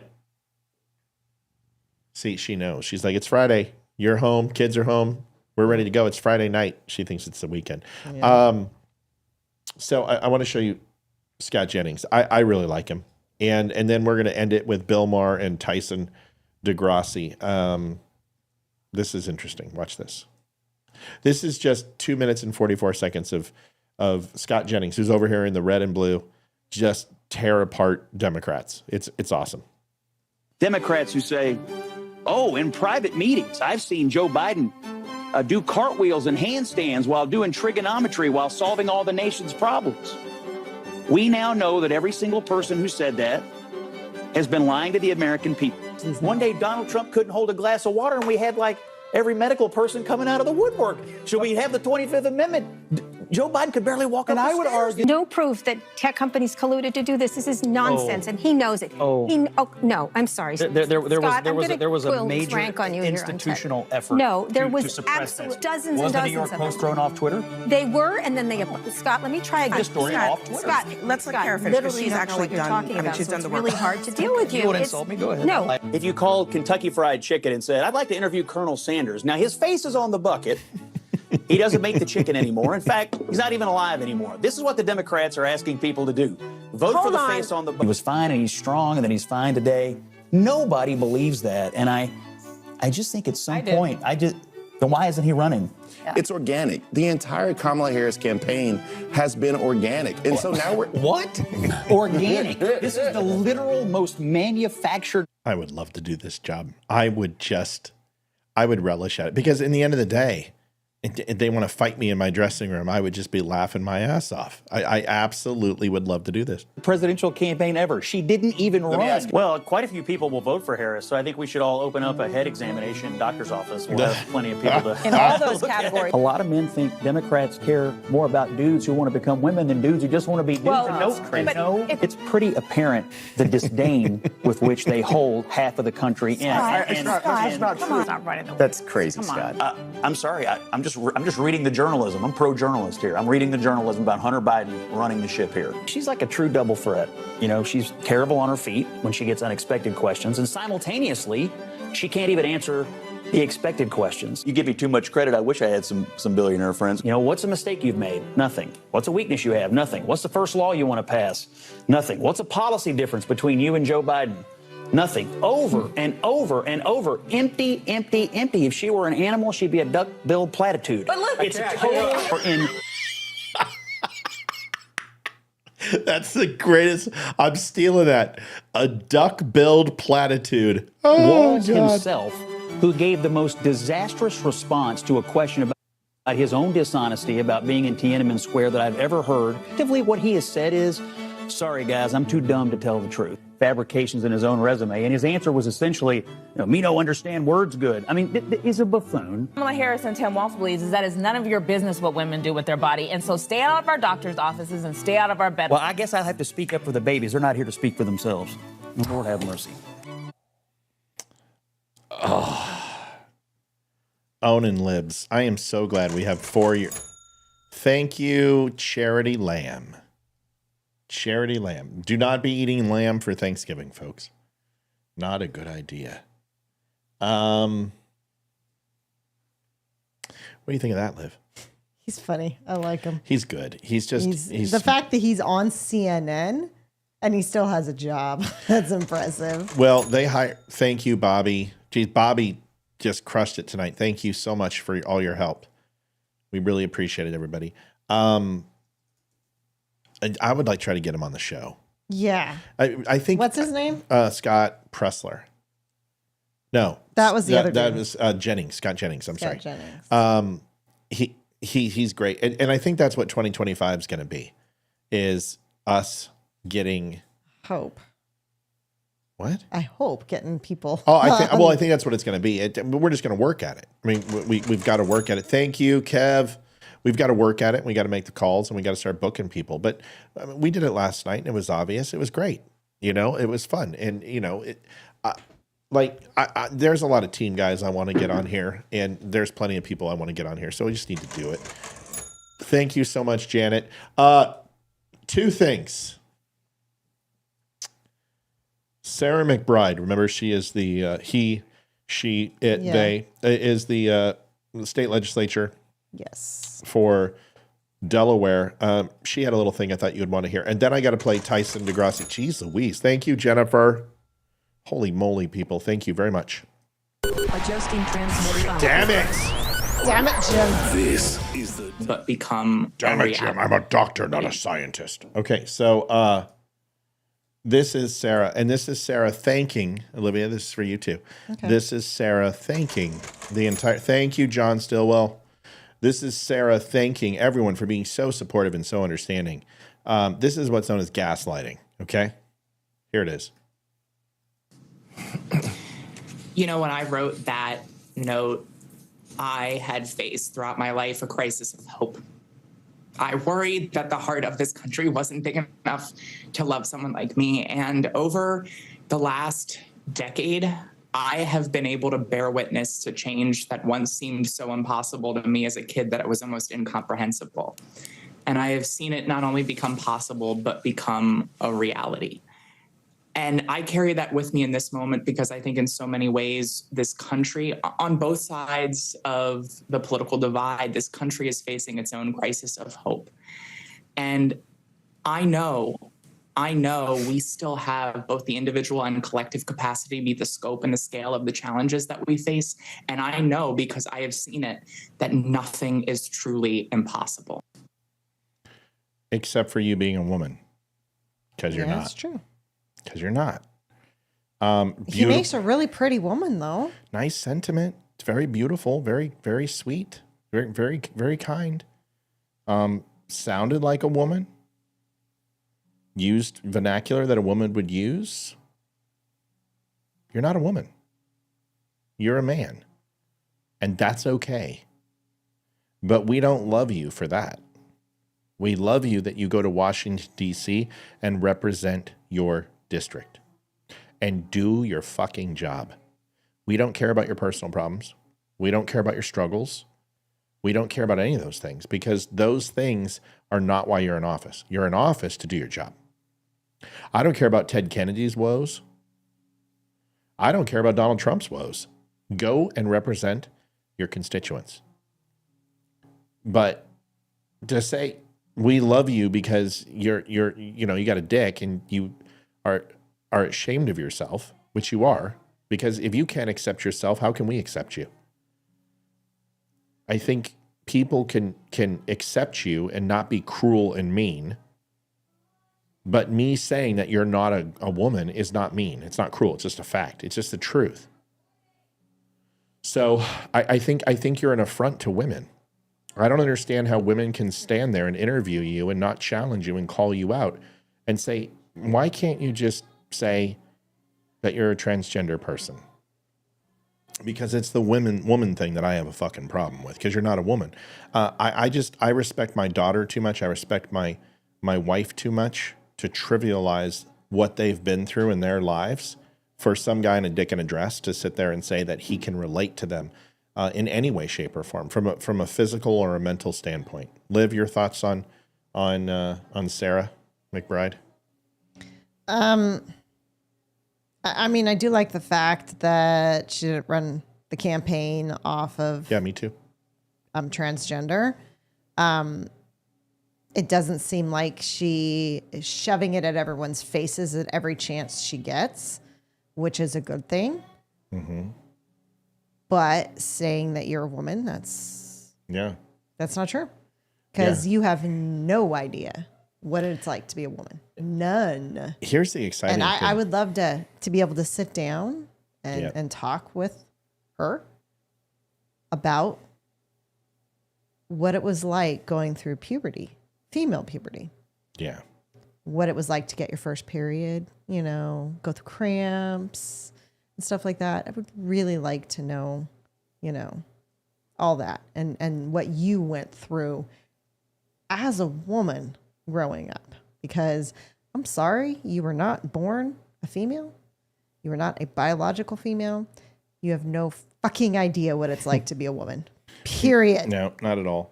Done. I don't care if you dress up. I don't care if you get the sex change. I don't care if you chop off your penis and get boobs and make a fake vagina. Whatever.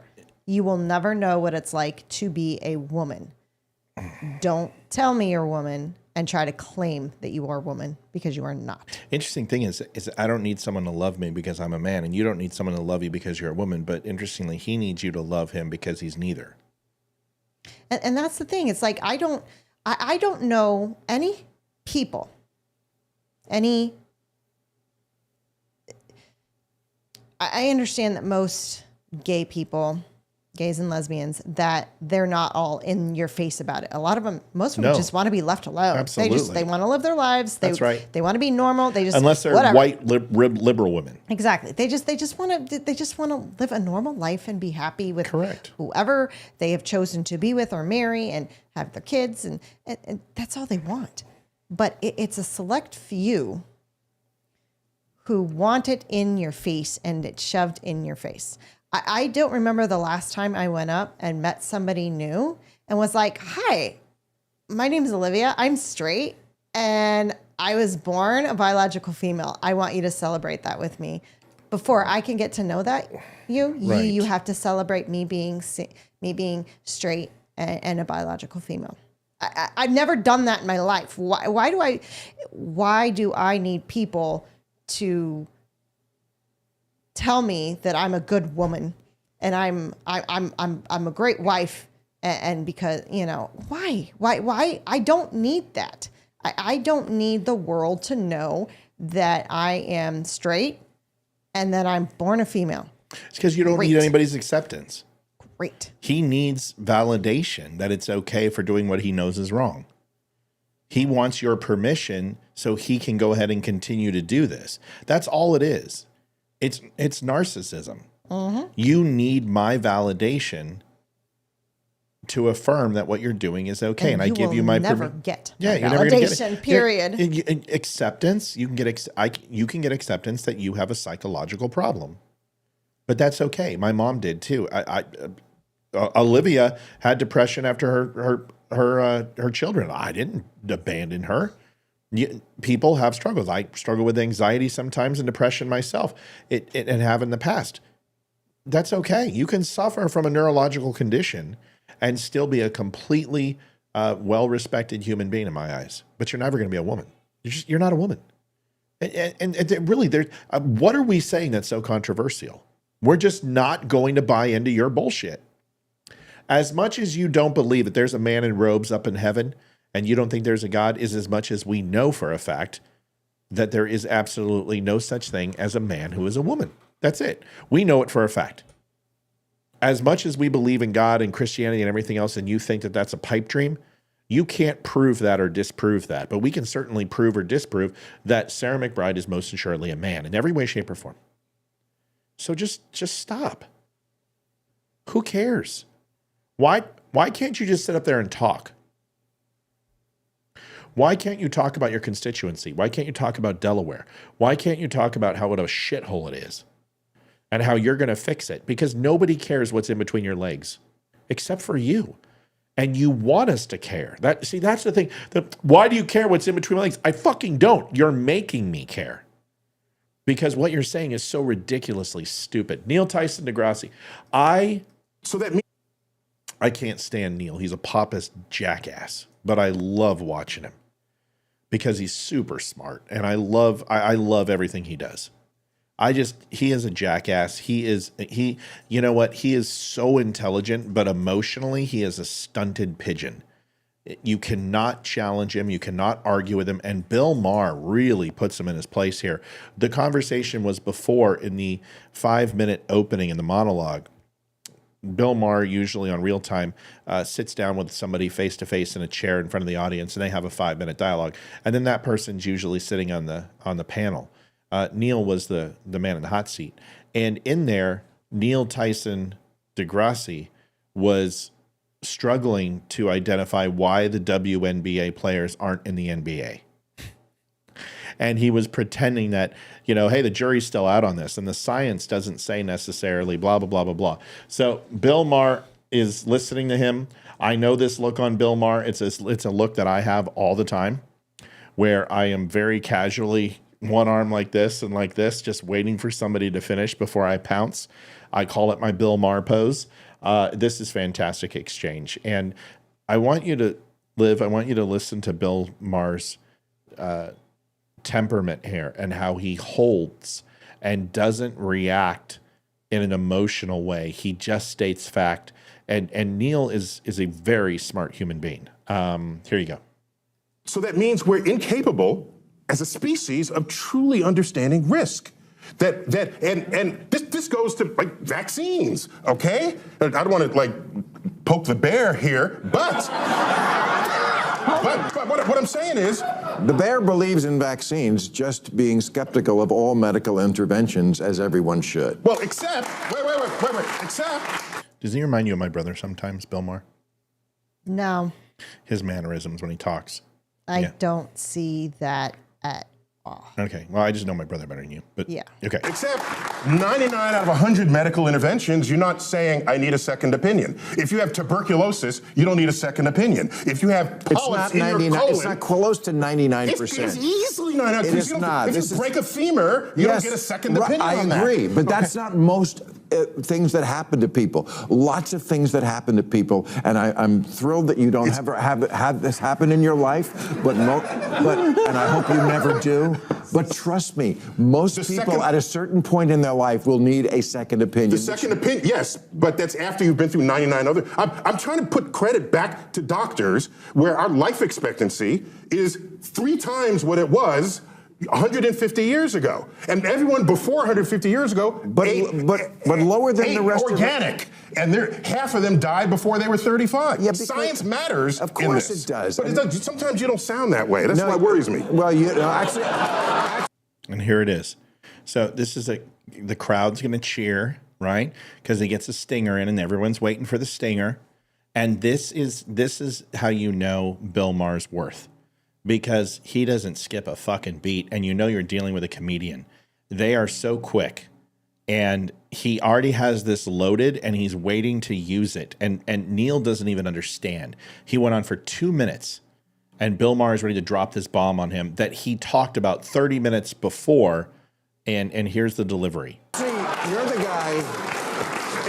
You're the guy who doesn't understand why the NBA team can't beat the Lakers. So I don't know. You're supposed to be the scientist, and you couldn't even admit that. But and as far as medicine goes, I could talk to you this about all day. But again, we do have a party to get to. But this is not your field. You're not a doctor. No, but I'm a scientist. Excuse me. Yeah, that's not a doctor. No, hold on. Here it is. Doctor. I'm a scientist who knows probabilities, when statistics. I get a goiter on Uranus, I'll call you.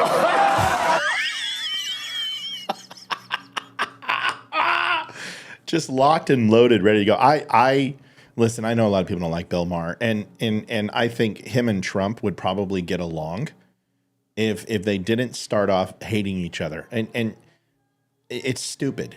Because Bill Maher more and more is saying that some of these things that the liberals believe is just ridiculous about Trump. And he hates Trump.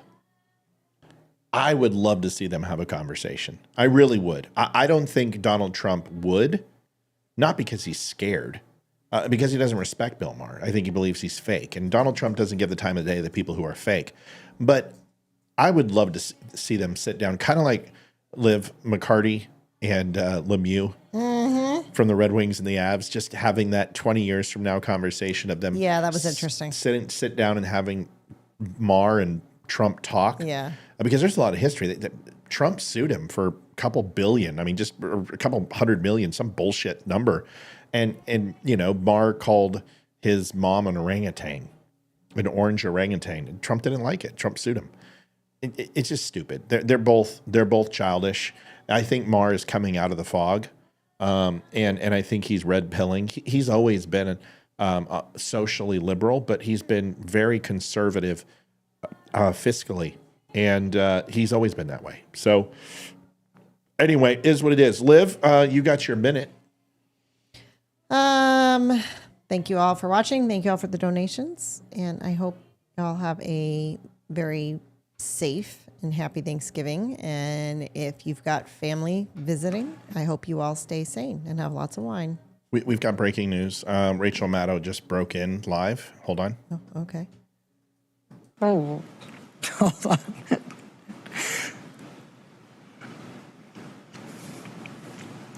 To at least 3.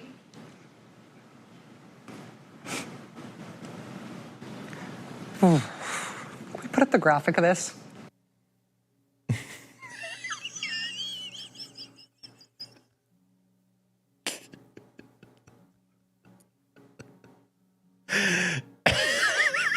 It says, and lead us not in temptation, and there's a monk, and this lady's bent over showing her ass, and it says MSNBC and Elon. It says Elon Musk trying not to buy MSNBC because it's up for sale from Comcast. It's a fantastic meme, and Rachel Maddow's crying over it because, first of all, she took I guess she was only supposed to be on like one night a week, and she had to take a massive pay cut, just up the ass pay cut. And as we know, she doesn't like to take it up the ass. What? Why is she crying? Because she works for MSNBC and it's going to be sold, and she's going to tell you why right now. I think I'm going to have to hand this off. Yeah. Sorry. That does it for us tonight. We'll see you again tomorrow. No. Oh. Posts a dangerous meme. She's upset because her job's in jeopardy. She's all going to get fired. Her whole network is going to torpedo. And more than likely, Trump or, a third party will come in and buy it. And Imagine a Democrat coming in and buying Don't Unfriend Me. You know what I would do? Fucking A right, boys and girls. We just sold this bitch for $2 million. I'll have another channel up tomorrow and we're going to start all over again and do it over again. Like with Alex Jones, it's not InfoWars that makes Alex Jones. It's fucking Alex Jones. And if Rachel Maddow was worth anything, it's not MSNBC that makes her, it's Rachel Maddow, but she's a conspiracy lesbian loon. Mm-hmm. And it's not that she goes down on chicks. There's a lot of girls who go down on chicks who I admire immensely, and most of them are in porn. But Rachel Maddow has completely abandoned reason and logic and credibility. She is a fucking shill. She is blue anon. She dives into conspiracies more than any other person I've seen on national talk. On cable. So she just knows her career's over. She's going to go the way of Don Lemon, and she's going to go the way of Bill O'Reilly. And somebody like, well, Bill O'Reilly has a big podcast. Yeah, not everyone is going to pull a Megyn Kelly. Megyn Kelly struggles too. She's not even close to the audience she used to have. So when you don't have a multi-billion dollar conglomerate pushing your shit, having advertising billboards in Manhattan, and paying for your podcast and giving you these numbers based upon advo dollars, you realize that your take sucks. Look at Brian Stelter. Brian Stelter held a primetime slot. You can't even find him anymore. I mean, he's probably doing Jenny Craig commercials. Look at Don Lemon. I mean, he had that interview with Elon Musk. Yeah, and he's went into obscurity. And Rachel Maddow is going to do the same thing. She's probably going to be like captain of her lesbian crochet team or something. I don't know. Croquet team, Something remains less civilized. I don't know, man. Why are you crying all the time? I mean, have some sack. You know what I would say? I would say, you know what? They're going to buy my channel. I'm going to do whatever I can to be a benefit to the new owners. And hopefully they see my value. And if I don't, I'm going to branch out and I'm going to go do something else. I'm going to work for another channel, or I'm going to create my own. Then this will be fine. But this is what happens when you surround yourself with money and fat contracts, is that you get separated from reality, like Sean Hannity or Bill O'Reilly. I want people to stay grounded, like Greg Gutfeld. Greg Gutfeld, people don't even understand how much Greg Gutfeld makes. That man makes a shit ton of money. He is one of the most paid men in late night. And he has been an editor and a writer on Fox. He has a lot of pull. And that man has stayed grounded and he has stayed humble. Dana Perino has a lot of influence and she has stayed grounded and she has stayed humble. There's nothing wrong with doing that. Anyway, her $30 million for working 1 day a week is going out the window. Yeah, she's upset. Can you imagine if you lost $25 million a year? Where would you be? Hell, we lost $15,000 a month from Facebook, and I thought I was going to shit and die twice. Liv, I wanted to say happy Thanksgiving. I love you. I appreciate you. You look great in the sweater. I'm looking forward to 4 days with you. Folks, I am going to take off tomorrow with the family.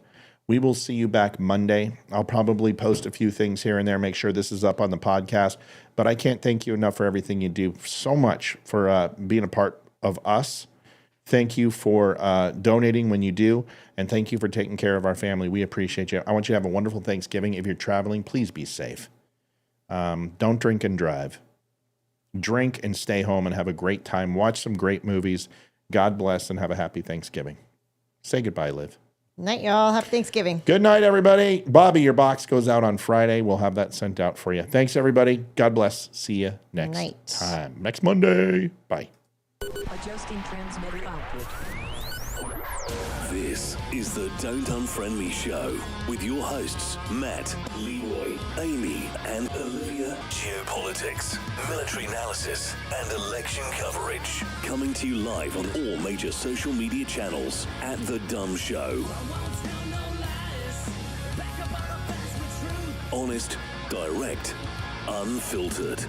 We can agree, we can disagree. Just don't unfriend me. Hey, Siri.